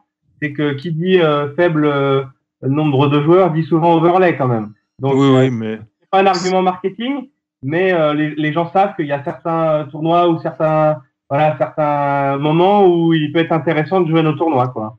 Oui, il y en a qui précisent dans le chat. On a un grand critique d'un peu de tout qui s'appelle Ormus, il faut retenir son nom parce qu'il sera bientôt connu au niveau national, qui même lui reconnaît qu'il y a 99% de vos tournois, on exagère un peu, qui sont en overlay. Donc effectivement, ça peut être quand même intéressant pour ceux qui sont à la recherche de buy-in. Donc même dans les périodes un peu plus difficiles, certains joueurs peuvent y trouver des avantages. Je vais pas dire qu'on va le faire exprès, mais pas loin. Ouais. On a aussi on a un user malheureux, mais on lui a déjà dit de contacter votre service client. On verra ce que vous pouvez faire pour lui, qui était justement du tournoi dont tu parlais, je crois, celui à 550 euros. Il était chip leader pendant très longtemps et il a été déconnecté pour finir 11e. Finalement, il a raté le package de pas grand-chose. Et il est très malheureux et on le comprend. Je sais qu'il est en contact avec vous. On suivra cette affaire pour voir ce que vous avez pu faire pour lui. Et encore une petite question, parce que c'est aussi un débat important en ce moment et je dois dire que je ne connais pas la réponse. Est-ce que les joueurs qui ont un compte en banque européen peuvent jouer sur Barrière Poker? Alors moi je la connais, non. Ah si, européen, oui. Mais, non, c'est Alloman parce qu'il est canadien en fait. Il est canadien. Grégory, en fait, ce que nos joueurs français veulent savoir, est-ce qu'ils doivent avoir peur des sharks étrangers? Ouais, voilà, c'est ça, ouais. Alors, on est peut-être, on fait encore une fois les choses pas comme les autres, mais comme je l'ai dit plusieurs fois depuis le début, on en fait partie. On a deux actionnaires qui sont la Française des Jeux et le groupe Lucien Barrière. Ils sont pas dans ces temps de société un peu troubles. C'est pas le moment de tirer sur l'ambulance, mais disons qu'on a deux sociétés assez rassurantes et assez fiables et qui suivent scrupuleusement les différentes réglementations. Le problème est que ce que tu nous dis, c'est pourquoi barrièrepoker.fr n'est pas accessible puisqu'il ne l'est pas en dehors de la France. Eh ben, c'est pas un problème. Hein. C'est la question, c'est la question qu'on pose. Je vais vous donner une explication toute simple, c'est que ouvrir l'accès à des pays dont le jeu n'est pas réglementé, ou alors est en voie de réglementation, ou alors il faut une licence dans ce pays pour opérer, permettre à des gens dans ce pays de se connecter sur notre plateforme, pourrait être considéré, notamment par la Française des Jeux qui a des activités européennes, pourrait être considéré comme illégal. Je vous donne un exemple tout simple. Imaginez juste qu'un site étranger donne accès aux joueurs français sans licence. C'est juste le travail de l'Argel d'interdire l'accès à ce site aux joueurs français. Donc ça vient de la Française des Jeux, pas de barrière. Un peu les deux. C'est une discussion globale, mais ils se sont juste mis dans la situation inverse. Qu'est-ce qui se passe si on va chercher des joueurs en Italie, en Allemagne, en Angleterre? Oui, mais certains concurrents, Grégory, on peut pas le nier, acceptent les joueurs étrangers. Alors, effectivement, certains le font, entre guillemets, à leur risque et péril.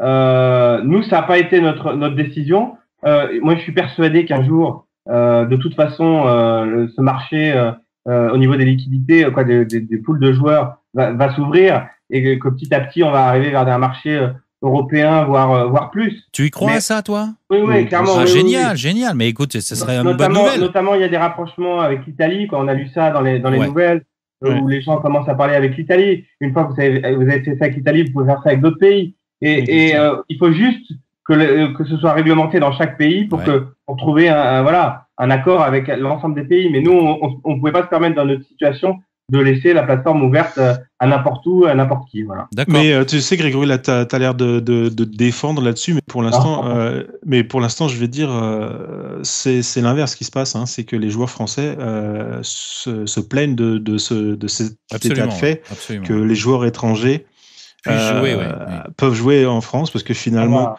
on n'est plus à égalité, on peut plus jouer nous ailleurs, et les Sharks peuvent venir, tu vois, parce qu'en plus c'est pas les fiches qui viennent jouer, tu vois. Non, c'est exactement ça. Ça veut dire qu'on parle de joueurs étrangers qui viennent en fait sortir de l'argent du milieu, parce que nous dans PokerStars, ça fait longtemps qu'on parle d'écosystème, écosystème du poker, et en fait ce qui se passe en ce moment, c'est qu'on a ce qu'on appelle les Sharks les Sharks étrangers qui viennent manger du fiche français. Exactement. Une fois qu'ils ont mangé le fiche français, ça veut dire quoi? C'est qu'il y a l'argent qui repart à l'étranger, donc qui sort du marché français. Donc c'est des joueurs qui viennent tout simplement sortir de l'argent des liquidités des joueurs français, donc, et diminuer les win rates des Sharks français, et ainsi de suite. Et donc voilà, ça donne que pour l'instant, certaines rooms qui ont fait ça font face à certaines critiques. Bon, c'est pas que ça. C'est pas de l'évasion fiscale, c'est de l'évasion fiscale. Voilà. Non mais je vais pas me faire un raccourci, mais ça peut aussi expliquer certaines périodes du moment, certaines périodes de la journée où les sites concurrents sont pleins d'étrangers notamment, qui viennent se connecter pour faire les tournois, les gros tournois notamment. Oui. Alors que nous, c'est vrai que en plus, c'est vrai. Nous, on a des Français, hein. Même non, mais en plus, non, mais bien sûr. Qui aimeraient jouer. Et effectivement, là, c'était le cas aussi d'un francophone, un Canadien. On a des gens au Maroc, on a des gens un peu partout qui nous appellent pour nous dire on aimerait bien jouer. Mais voilà, pour le moment, c'est la décision qui a été prise. J'espère que l'évolution au niveau des juridictions, ça ira rapidement. Enfin, j'ai presque fait une insulte en disant qu'il est canadien. Il n'est pas canadien, bien sûr, il est québécois. Hein, ça n'a rien à voir. Attention. Attention. Allô, man. Oui, en tout cas, bon, en tournoi, c'est une autre discussion parce que plus on est, mieux, je veux dire, se porte tout le monde et les joueurs et la room. Là, on parlait plutôt du cash game, hein, je pense. Hein, bon, mais bon, bref. En tout cas, c'était une question d'un des users et tu y as répondu. Toi, tu penses que la législation à un moment donné, à terme, on verra dans combien de temps, peut-être tu as une estimation d'ailleurs, fera qu'on pourra rencontrer au moins tous les joueurs européens? Je pense que je l'espère. J'ai aucune information là-dessus, mais je l'espère comme tout le monde. Hein. C'est ce qui a fait le succès du poker, c'est les sites étaient accessibles par tous, n'importe quand. Et c'est vrai que voilà, la législation fait que, mais moi j'espère que ça va aller rapidement. Et d'après les commentaires qu'il y a eu sur les discussions avec les Italiens, ça serait déjà pas mal, parce que le marché italien c'est juste énorme. Hein. C'est vrai, et nous on n'est pas contre. D'ailleurs, ça au moins on préfère ça que les Suédois par exemple ou les Allemands. Les Dario Minieri, tout ça c'est pas mal. Hein. Ouais. Ouais, enfin bon. Ok. Iti, je sais pas si tu avais, parce que là ça fait longtemps qu'on discute. Ouais. Je veux pas non plus qu'on oublie si tu as une ou deux questions de users. Il y en a pas mal. Bon, il y en avait au niveau de la team, par exemple, au niveau des stratégies de la team. Par exemple, d'abord, est-ce qu'il y a eu des changements? Je crois que oui, mais bon, une question qui te demande, Grégory, pourrais-tu nous expliquer la stratégie marketing de départ par rapport à la team, hein? Quels sont les éléments qui ont déterminé barrièrepoker.fr? On en avait parlé tout à l'heure, non? Ah bon, vous en avez parlé? Pardon. Non, mais quand il expliquait que justement c'était... c'est vrai, oui, au début, oui. Bon, ok. Les critères de sélection, tout ça, ça a été fait. Oui, absolument. Ouais, bon, je m'excuse. Alors, d'accord. La vieillesse, on y retourne. C'est ça. Bah oui, bon. D'ailleurs, non, juste par rapport à la team, on a un casting qui aura lieu à Cannes, le fameux Barrière Poker Player. L'année dernière, c'était Adrien Alain qui avait gagné. Et il y a 2 ans, c'était Bruno Belvenise, d'ailleurs. Exact. Okay. Et cette année, donc le casting sera à Cannes pendant les World Series avec un jury assez sympa. Et le gagnant gagnera un contrat de sponsoring de 120 000 €. Et pour se qualifier pour le casting, en fait, c'était uniquement sur les résultats. Donc ça, c'était une petite nouveauté. C'était un championnat online et offline lors des BPT. Et si je me trompe pas, il y a notamment un ou deux de vos membres qui sont dans leur...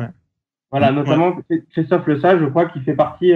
Alors non, Christophe Lesage, il est pas sur Poker Stratégie, c'est le champion de France. Je le dis, c'est le champion de France, qui a gagné enfin, on appelle ça le champion de France, mais alors c'est pas sur Poker Stratégie, non. Non, mais il y a un certain nombre de... Mais c'est pas grave du tout d'ailleurs. Non, mais s'il le prend comme ça, Grégory, je vais me permettre de rappeler que samedi et dimanche, on a Everest Poker.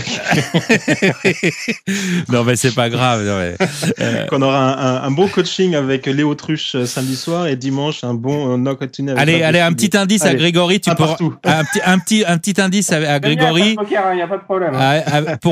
Pour Christophe, pour le sage, tu peux en parler avec Éloi. Tu verras à peu près ou avec Nico. Voilà. Bon. On peut faire tous les quotas parce qu'il y a aussi d'autres représentants d'autres sites, mais je vais pas tous les citer parce que. Non, mais bien sûr, non, mais bon, là c'était rigolo. C'est une grande famille. C'est une grande famille de toute façon. Ouais, bon, alors oui, une petite question de user qui va permettre après on va peut-être finir avec un peu de poker, mais pour terminer avec toi, Mac, et les questions de business, parce que bon, toi tu maîtrises bien ça. Moi, il y a une question de Elan Dalou, notre modérateur depuis peu, qui dit c'est vrai qu'on peut se poser la question, justement, on en a un peu, je t'avais dit, c'est la Française des Jeux par rapport à la législation, tu as dit par rapport aux gens qui peuvent pas jouer en France, etc. Lui dit justement quel est le niveau d'implication de la Française des Jeux dans votre activité? Alors, la Française des Jeux nous a apporté pas mal d'expérience au niveau du marketing online et de son expérience dans le jeu en ligne, puisque malgré tout, l'offre de jeu de la Française des Jeux, l'offre online, date déjà d'il y a plusieurs années. Et c'est vrai que la Française des Jeux est quand même assez reconnue pour son efficacité dans ses campagnes de communication et de marketing. Voilà, tous les gens ont dans la tête des publicités ou des différentes actions de la Française des Jeux. Et donc voilà, son apport est principalement marketing. Et aussi un aspect qui est très important pour les joueurs de poker, c'est la sécurité. Le service, tout ce qui est sécurité et fraude anti-collusion et ce genre de choses est géré directement par la Française des Jeux. Les serveurs aussi sont dans des lieux de la Française des Jeux. Donc disons que c'est-à-dire ils le gèrent d'une manière logicielle, c'est-à-dire qu'ils ont mis les moyens avec comment ça se passe cette gestion-là justement? Il y a des gens qui surveillent avec comment ça se passe? C'est difficile de rentrer dans les détails parce que c'est assez complexe, mais disons qu'il y a des moyens humains et technologiques à tout moment du jour ou de la nuit. Et d'ailleurs, on nous a des fois reproché d'être trop tatillons, mais je pense qu'il vaut mieux l'être trop dans le poker online que pas assez. Oui. Et c'est vrai que ça rassure beaucoup les joueurs et nous aussi, faut le dire, que ce soit des gens de la Française des Jeux qui gèrent la sécurité, puisque c'est juste des très grands professionnels et ils ont vraiment l'habitude de ça, quoi. Ils ont l'expérience, d'accord. Ouais. Je peux rebondir là. Rebondis, Mike, mais pas trop, pas trop. Tu vas te faire mal, pas trop. Ok, tu parles Française des Jeux, marketing. On a dit tout à l'heure que d'abord la technologie, ensuite le marketing, ça va être pour après. Vraiment le marketing massif, c'est là vraiment que vous allez pouvoir profiter de toute cette expérience de la Française des Jeux. Alors je rebondis aussi, ça va être la même question, ça va souligner cette question. Toujours de El Andalou, il dit un truc, d'ailleurs vous me traduirez à la fin parce que c'est un jargon marketing que je ne connais pas et il y a certainement la moitié des gens qui ne connaissent pas. C'est: penses-tu qu'un jour la Française des Jeux va ouvrir sa base de données joueurs à Barrière Poker pour faire un liquidity push sur mode cross-sell? Alors les deux derniers mots, vous pouvez nous l'expliquer, vous qui avez l'habitude En fait, moi je vais répondre pour Grégory. Je peux même répondre pour Grégory. Ouais, vas-y. Allez, j'essaye. Disons que ça va être aussi très très difficile parce que la Française des Jeux, c'est pas seulement le poker, c'est beaucoup d'autres choses. Et si la Française des Jeux venait à ouvrir sa banque de données de joueurs, des choses comme ça sur le poker, elle pourrait faire face à des critiques par rapport à un souci de monopole et des choses comme ça, par rapport à d'autres concurrents sur d'autres choses. Mais tu peux peut-être développer, Grégory, mais je pense que ça va un peu dans cette direction. C'est exactement ça, c'est-à-dire que la Française des Jeux a plusieurs activités, notamment une dans le pari sportif qui s'appelle Parion Web, et d'ailleurs elle a une licence pour ça, et notamment d'autres activités comme tu l'as rappelé, ce qui est les loteries comme le loto ou les tickets à gratter. Voilà. Et il est effectivement hyper important et nécessaire pour la Française des Jeux de bien faire la séparation entre les activités. Et il était hors de question pour eux, et pour nous donc, de profiter d'un monopole pour un marché dit concurrentiel. C'est pour ça que, par exemple, vous ne trouvez pas dans un bureau de vente Française des Jeux un PC pour vous inscrire sur barrièrepoker.fr. Ou alors, on n'envoie pas des campagnes de communication sur les bases des joueurs de loto.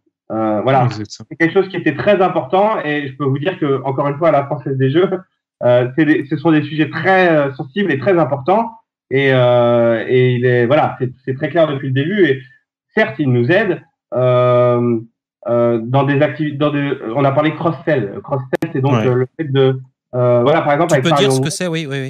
Cross-sell, en fait, c'est la possibilité, on va dire, de vendre plusieurs produits différents dans la même offre. Mais pour cela, il faudrait qu'on ait la même licence. Par exemple, je devrais pas citer, mais on a des concurrents qui ont à la fois la licence poker et la licence pari en ligne. Oui, bon, on voit tous de qui tu parles. Oui. Voilà, par exemple, Party Poker. Parce que je voilà, ouais. Entre autres. Ouais, c'est pas grave. Propose dans son offre la possibilité, de faire les deux produits de façon très simple. Nous, ça n'a pas été notre choix. On a décidé de bien séparer le poker online et les paris sportifs. C'est comme si vous alliez sur Barrière Poker et tout d'un coup on vous demandait si vous voulez remplir votre ticket de loto. Pareil, c'est pareil. C'est un choix pour l'instant qui n'est pas fait et qui sera sûrement pas fait pour des raisons de monopole et des choses comme ça. Juste pour vous donner un petit chiffre, c'est des chiffres publics, donc j'ai rien à cacher. La Française des Jeux, c'est 13 milliards de chiffre d'affaires. Donc, faut pas mélanger n'importe quoi non plus, quoi. Voilà. Parce que en plus, pour vraiment donner un petit peu l'idée, il faudrait donner le chiffre d'affaires aussi du poker. Il faut bien se rendre compte que le chiffre d'affaires poker par rapport au chiffre d'affaires dégagé par la Française, c'est vraiment ridicule aussi. Enfin, le rapport est. Voilà. N'empêche que ça serait. Ils auraient beaucoup trop. Le risque, trop de risques de mettre en danger. Mais ça serait génial pour les joueurs de poker, ça ferait une vraie arrivée de Brême. Mais ouais. Pour rebondir, parce que sinon il va s'endormir, le Rémi, là, je le sens. Alors, j'ai une question qui va lier les deux, la technologie, le software et tout ça, et qu'on peut poser à Rémi. Là aussi, parce que j'ai un petit trou, mais je crois que pour l'instant, est-ce que le software de Barrière soutient les trackers? Oui, bonne question. Eh ben non, il les soutient pas. Alors c'est une politique ou c'est juste comme ça pour l'instant? Grégory peut plus. C'est en cours de test. Ouais. Et encore une fois, ça doit venir avec la prochaine version théoriquement. C'est bientôt la fête alors. Le premier et le plus connu devrait fonctionner. Ah bon, très bien, d'accord, ok. Il y en a deux qui sont très connus, on verra lequel c'est. Hein. Et moi j'ai une question perso. Je me suis inscrit, voilà, j'ai joué le jeu, hein, affilié à Poker Stratégie. Je me suis inscrit sur Barrière. Et au départ, je suis comme Rémi, un vieux schnock, hein, tu vois. Puis je joue toutes les variantes. Et puis je me suis dit, j'ai vu qu'on jouait qu'au No Limit Hold'em. Alors j'étais un peu triste. J'aime bien, hein, c'est pas ça, mais est-ce qu'on pourra éventuellement dans l'avenir jouer au moins au PLO ou au Fixed Limit? Ouais, d'autant plus que on avait des tournois au WSOP Europe on a des tournois qui sont en PLO et on s'est même posé la question de faire des satellites en Texas pour un tournoi en PLO, mais effectivement, ouais. Oui, mais pourquoi faire un tournoi, c'est une parenthèse, mais de PLO et faire un satellite en Texas? Mais non, on l'a pas fait justement. Ah oui, d'accord, On s'est posé la question. Oui. Mais donc on l'a pas fait et l'OMA fait partie comme de nombreuses autres choses qui sont en cours de développement. Donc oui, on pourra jouer en pote limite OMA sur le site. Ça viendra, c'est pas évidemment, mais encore une fois, c'est une question de priorité, tu vois. Bien sûr, oui. Aujourd'hui, la priorité, ça a été la vitesse et la stabilité de la plateforme au profit de choses comme l'OMA, clairement. Ok, d'accord, ok. Mais on peut quand même espérer à court terme quand même ou moyen terme, enfin bon, quelques mois, pas dans 10 ans. Quelques mois, non, quelques mois. D'accord. Bon, super. Ok. Mike, pose une question à Rémi avant qu'il s'endorme. Bon, une question à Rémi. Bon, Rémi, tu nous as parlé que tu allais faire les WSOP Europe. Ah bah j'ai une question. Alors ça y est, ça y est, tu l'as. Vas-y. Rentrons dans le vif du sujet. Alors, ce lundi, c'est toi ou c'est Pedro pour le coaching? Ah bon, direct. Pedro. C'est Pedro, mais ça dépend. Alors, ça va dépendre de ce qui va se passer, c'est ça, non? Non, en fait, on rentre lundi de Bordeaux. Ah, ok. Donc, je pense que ce sera... Ouais, il y a un BPT ce week-end. Ouais, je sais, on en fait le coverage. Je sais pas trop comment ça va se passer et comment ça se passe d'ailleurs. Donc, il faut se déplacer. Ça se fait comment, à travers Skype? Non, ça se fait exactement comme ce soir. Comme ce soir. Pedro Pedro, ce sera moi. Bon, c'est dommage, je le vois pas sur Skype, Pedro. Sinon, je l'aurais invité tout de suite dans la conversation. Mais bon, je le vois pas. Je crois c'est pas grave. On lui enverra l'enregistrement de l'émission. On lui dira que Grégory nous a pas menti. T'es vraiment un team player et que tu lui as donné du boulot. C'est bon. T'as renvoyé un mail.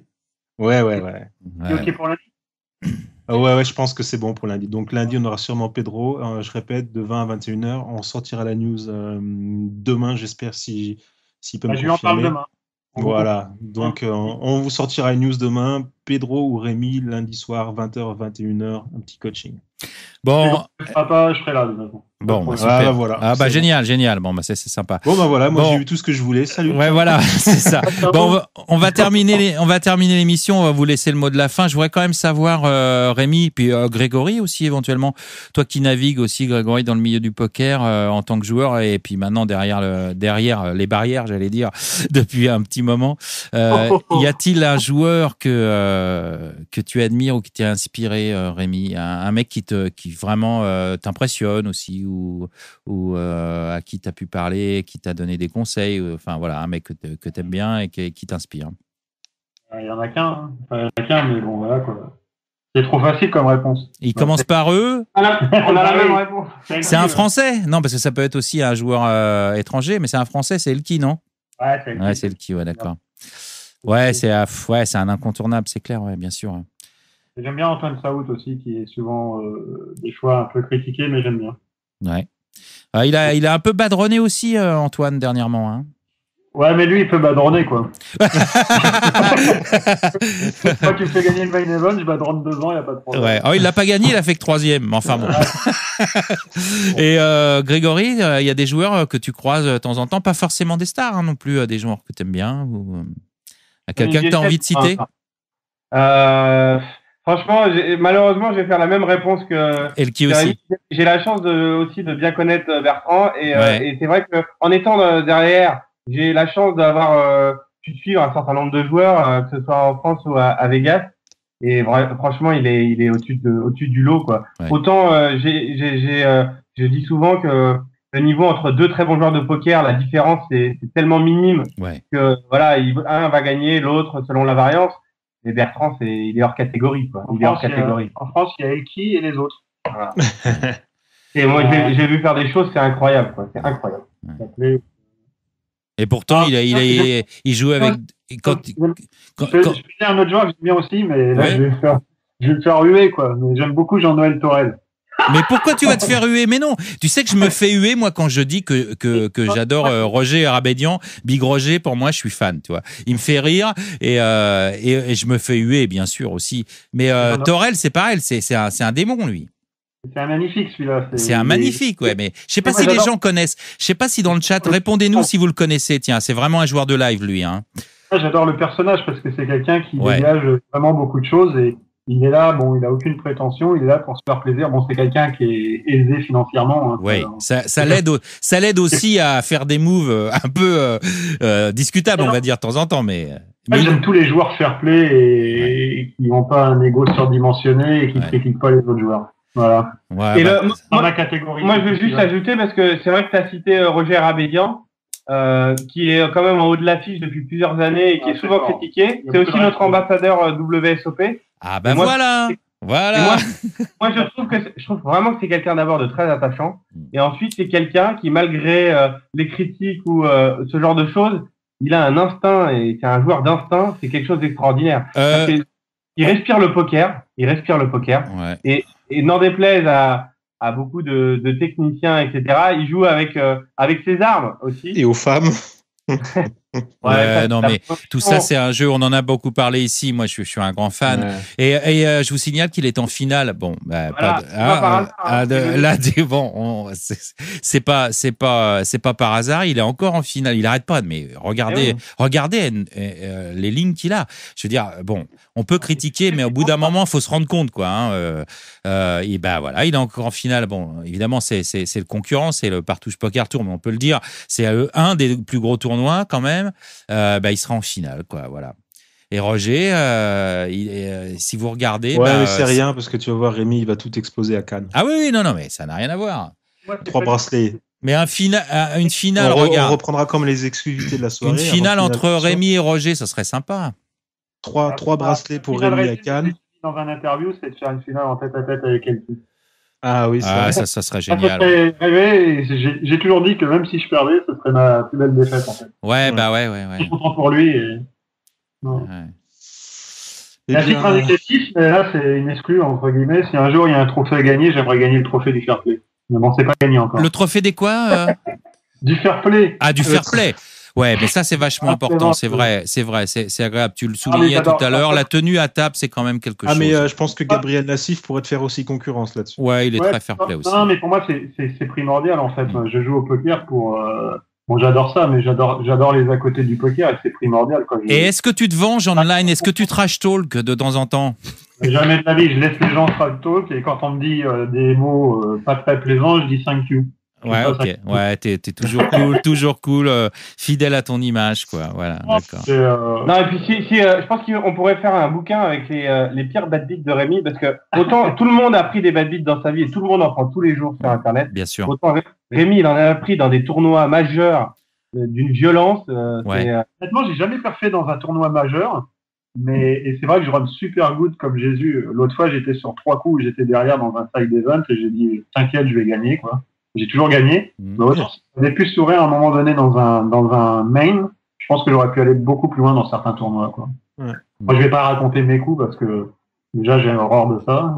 Bah, il y en a un qui t'a particulièrement marqué. Tu peux nous le dire, hein. Vous regardez Lucky Jack en ce moment. J'ai perdu l'entrée à un tournoi à $100 000 en perdant un tout petit coup, quoi. Je fais un 70-30. Mais voilà, quoi. Pour un tournoi à l'entrée à $100 000 avec les meilleurs joueurs au monde. Pour moi, c'est un manque à gagner déjà, ne serait-ce que financier, entre 40 et 400 000 $. Oui, là, c'est des chiffres qui... Déjà, quand j'ai perdu en heads-up, la qualif pour $100 000 le tournoi, avec Daniel Negreanu. En termes d'image, j'en parle même pas, quoi. Ouais. Télévisé en ce moment, il y a Daniel Negreanu, il y a Phil Hellmuth, il y a Timoshenko, il y a David Benjamin qui a gagné. Ouais. D'ailleurs, j'ai le résultat avant. Il y avait tous les stars, quoi. Toutes les stars. Ouais. Et en fait, l'entrée était à 100 000 $. J'étais à l'époque comment ça s'appelle, C'est parti. Chez Party Poker. C'est parti, ouais. Oui.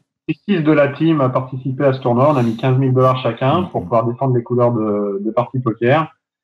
On était 6 et je me retrouve en heads-up, donc je perds ce 70-30 on a à peu près le même tapis, quoi, quelque chose près. Et derrière, il y a 8 sit and go à faire à 6 joueurs avec les meilleurs joueurs au monde. Chaque sit and go est primé 2 points. C'est-à-dire que le dernier, il prend 0 points, le premier, il prend 12 ou 16 points, je me rappelle plus trop. Ouais. Et chaque point est primé de 2 000 $. Et je peux vous affirmer que sur les 8 sit and go, j'aurais jamais fait 8 fois au dernier. Ouais, c'est clair. Mais ça, c'est un parmi tant d'autres, mais après, je vais pas. Moi, le plus gros bad beat que j'ai vu dans ma vie, pour l'instant, c'est Saoud. Après, les autres, ils peuvent me raconter tous les bad beats qu'ils veulent. Il a perdu 2 dames contre 2-2 pour 5 millions de $. Oui, bah oui. Mais il a eu un 80-20 en sa faveur avant aussi. Hein. Ouais, mais bon, il a perdu le dernier. Ouais. Enfin bon. Non. Non, mais c'est terrible dans un sens comme dans l'autre. Hein. Pour l'autre joueur aussi avant. Enfin, c'est la vie de joueur de poker, c'est terrible. Non, mais 80-20, les 70-30, ça fait mal, ouais, toujours. Hein. Moi, je pars pas parce que j'ai runné good au début, et si j'avais runné ce que je run en ce moment au début, je serais jamais où je suis aujourd'hui. Ouais. Donc, si on remet tout ça, j'ai runné good au début, je run bad depuis 2 ans. Et puis voilà, quoi. Ouais, faut être réaliste, ouais, c'est ça. Va bientôt être de retour. Bon, et on te le souhaite, Rémi. Bon, je crois que ce sera le mot de la fin. On va finir sur un espoir. On va te suivre, hein, de toute façon. Là, en plus, c'est quelle date, Grégory, exactement, les WSEP, Europe. Ouais, dans l'ordre, on a le BPT Bordeaux ce week-end qui est qualifié pour les World Series Europe. Donc, pour ceux qui sont dans le coin, c'est un buy-in de combien il y a des SAT, là? Ouais, alors pour le BPT Bordeaux, c'est 1 500 € avec des packages à 12 000 plus du cash à remporter. Ouais. Après, la semaine prochaine, pour les Parisiens, on a une semaine de qualification à Anguin avec tous les jours un 500 € le soir. Un 500 €? Ouais, un rebuy ou un add-on. Ok. Et le dimanche 2, on a un 1000 freeze out qui qualifie aussi pour Cannes. On peut te demander quand même la structure des SAT ou pas? En tout cas, le 1000, je l'ai en tête. C'est 10 000 jetons et 30 minutes avec tous les paliers. Voilà. Une structure un peu plus douce. Palier qui commence à 25,50? Oui, tout à fait. D'accord, ok. Un peu plus douce que celle du tournoi de la CS, par exemple, du mercredi soir. Ah, et d'accord, ok. Le BPT, c'est un 25 000 jetons et 45 minutes. D'accord, ok. Bon, écoutez les gars, hein, si vous voulez aller tenter votre chance, vous avez entendu. Donc à Bordeaux et à Paris, donc à Anguin. Enfin à Paris, à Anguin, c'est à côté. Hein. Et puis évidemment sur le site, il reste encore un satellite qui aura lieu le 3 octobre, le lundi 3, avec des packages à 12 000 encore à remporter. Et satellite à combien sur le site? 550 pour le main event. Et vous avez aussi des sats avec des tickets à gagner pour les autres tournois bracelets qui ont un buy-in plus faible. Donc, d'accord, ok. Ouais, j'espère qu'on a au moins réussi à animer quelques poker stratèges ce soir, ou du moins ceux qui écouteront en différé demain le podcast, ou dans la semaine. On va essayer de recaler un satellite. Encore, il y avait un prévu, il y avait ce soir un pour 5 €. On va essayer de faire ça et peut-être que on pourra envoyer encore d'autres poker stratèges à Cannes. Mike, c'est pas possible de changer le jour du satellite parce que moi j'aurais pu le faire, sauf que c'était à 21h ce soir et que je faisais une émission avec. Ouais, mais enfin, si t'étais un peu moins vieux, c'était un peu plus multitasking, t'aurais pu faire les deux en même temps.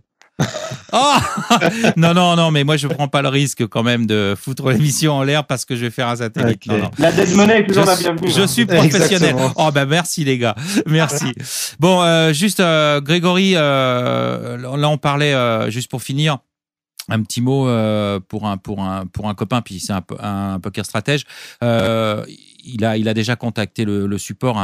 J'ai fait avant ça. Il a parlé. Ouais, non, mais je voulais dire, bon, il a eu un petit souci avec le soft, il était sur le truc à 550, donc c'est assez cher. Est-ce qu'il peut espérer avoir un petit retour? Il était chip leader, etc. Bon, à 26 left, et puis il s'est fait déconnecter. Enfin, il a expliqué tout ça. J'apprends le coup là, mais je vais regarder dès demain, et si vous avez déjà transmis la demande, il a contacté le support, hein, c'est pour ça. Hein, je dis donc il attend la réponse en fait, c'est ça? Je suppose, oui. Je sais pas sur le site. Je te le passerai comment par il s'appelle, mais on te passera. Je regarderai ça dès demain et on fera quelque chose. Voilà. Ce que je fais, dès que ça va mieux, je l'invite à un BPT. Oula! Oulala. Et que ça va mieux. Bon, ben voilà. Bon, et ben ça c'est enregistré. Hein. Ah, Bon. mais dès que ça va mieux, vous pouvez peut-être attendre. Ouais, alors c'est Imhotep, il est là dans le chat Ouais. en plus, voilà, bon, c'est ça. C'est enregistré. Bon, là, c'est enregistré, il y a, etc. Et puis voilà. Oh, ouais, Qui patiente un peu. Hein. Je lui dirai quand ça va mieux. ouais, non, Ok. non, mais bon, non, mais parce que c'est un mec. T'inquiète pas, tu peux être sûr qu'il va suivre. Quand il va voir que ça va mieux pour toi, il te Je peux trouvera. pas lui dire à quel niveau ça va aller mieux. Mais... Ouais, mais moi, ça m'intéresse, j'ai un pourcentage, hein, c'est pour ça. Hein, bon. Alors, bon, les gars, on vous. Ça va mieux. Bon, Mac, on met un terme à l'émission, c'est On met bon. un terme à l'émission. Est-ce que vous avez quelque chose, Grégory ou Rémi, à rajouter en conclusion? Vous pouvez le faire maintenant. Je vais pas faire le paillot, mais c'est vrai que je trouve votre démarche et le fonctionnement du site particulièrement pédagogue et très important pour la communauté, parce que c'est bien de faire de la pub, etc., mais c'est encore mieux d'apprendre aux gens à jouer au poker et à pas faire n'importe quoi. Donc voilà, juste un petit clin d'œil et j'espère que on vous verra prochainement à Cannes. Bon, On y sera. bah, écoute, Il y a les grandeurs de prendre patience en eux et de ramener tranquillement les limites et ça finira par se regarder soi-disant.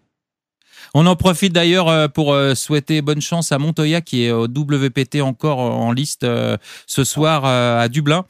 Je crois, hein, c'est Dublin. Non, pas Dublin. Non, il y a Dublin, mais il y a un WPT à Malte, pardon. Et il y a des poker stratèges, dont Player à Malte, à Dublin. Alors, ouais, je confonds les deux. Mais je sais pas s'ils sont encore en course, mais en tout cas, il y avait des poker stratèges donc en liste dans des tournois assez importants. Donc, on leur souhaite good luck. On espère pour eux qu'ils sont toujours là. Voilà, c'est tout. Et merci à vous deux. Voilà, merci à vous deux. Un petit mot encore, un dernier petit mot. Vas-y, je t'en prie. Ouais. Pas de problème. Donc, sur Barrière, il y a 100% de gagnants. Tu gagnes en expérience, tu gagnes la notoriété, tu peux gagner de l'argent. Et puis que le jeu reste un plaisir et qu'il est 100% garanti sur barrièrepoker.fr. Bon, moi je dis Rémi, tu sais ce qu'on ferait mieux, c'est de rester des joueurs de poker et d'arrêter d'essayer de faire des commerciaux. Laisse les deux vieux schnocks qui ont 20 ans de moins que nous c'est pour ça que le Grégory, faire. il a dit à Rémi de passer chez lui pour être sûr, tu vois, il a le couteau, c'est ça. Et il a Mike, le couteau sous la gorge là. Et Mike que tu entends, Rémi, c'est mon chef aussi, il me surveille à chaque fois que j'essaye de parler de ça. Et donc voilà, et t'inquiète pas. De citation en fait, c'est pour ça. Bon Rémi, au plaisir. Un jour peut-être on essayera, ce serait rigolo si on se rencontre de faire une petite partie de poker fermée pour rigoler. Ça fait je sais pas combien d'années que j'ai pas joué à ça, mais ça serait assez rigolo. Une anecdote, j'y ai joué il y a 3 ans, un truc comme ça, et pourtant j'étais très très bon, j'ai gagné. Ouais, je sais, t'étais excellent, bien sûr, oui. Et d'ailleurs, je vais pas faire tout le truc, mais pour l'anecdote, je me suis remis au Texas Hold'em parce que je pouvais plus jouer dans des parties de poker fermées parce que. Mais t'étais trop bon. J'ai fait évincer des parties, ouais. Eh oui. En fait, j'y suis retourné il y a 4 ans ou un truc comme ça, tu vois, ça fait 6 ans. 2-3 ans après, j'ai refait une partie et je comprenais plus rien du tout. Ça avait changé? Tu veux dire que le niveau avait changé? Non, pas du tout, c'est que je me suis tellement mis dans le Texas Hold'em avec les maths, les machins, les trucs, que j'ai plus la notion, j'ai perdu, en fait, le vélo, ça se perd pas, mais le poker fermé, ça a l'air de se perdre un peu. Ah bon, c'est bizarre ça alors. Ouais, il aurait fallu que je refasse plus de parties, mais en une partie. Du coup, j'ai perdu et ils m'ont dit quand est-ce que je reviens, quoi. Ah oui, c'était toi. Oh là là, ouais, ça fait mal, ça. Ah là là, ça c'est horrible ça. Bon, d'un côté, ils m'avaient chassé, après ils me reprennent. Ah oui, c'est ça, ouais. Là, il y a un truc qui va pas, ouais. Ouais, mais à mon avis, c'est juste un truc psychologique, ça. T'aurais fait 2-3 parties, puis c'était terminé, et tout le monde t'aurait dit bon, ça va, Rémi. On a compris. Non, mais allez, laisse-nous tranquille.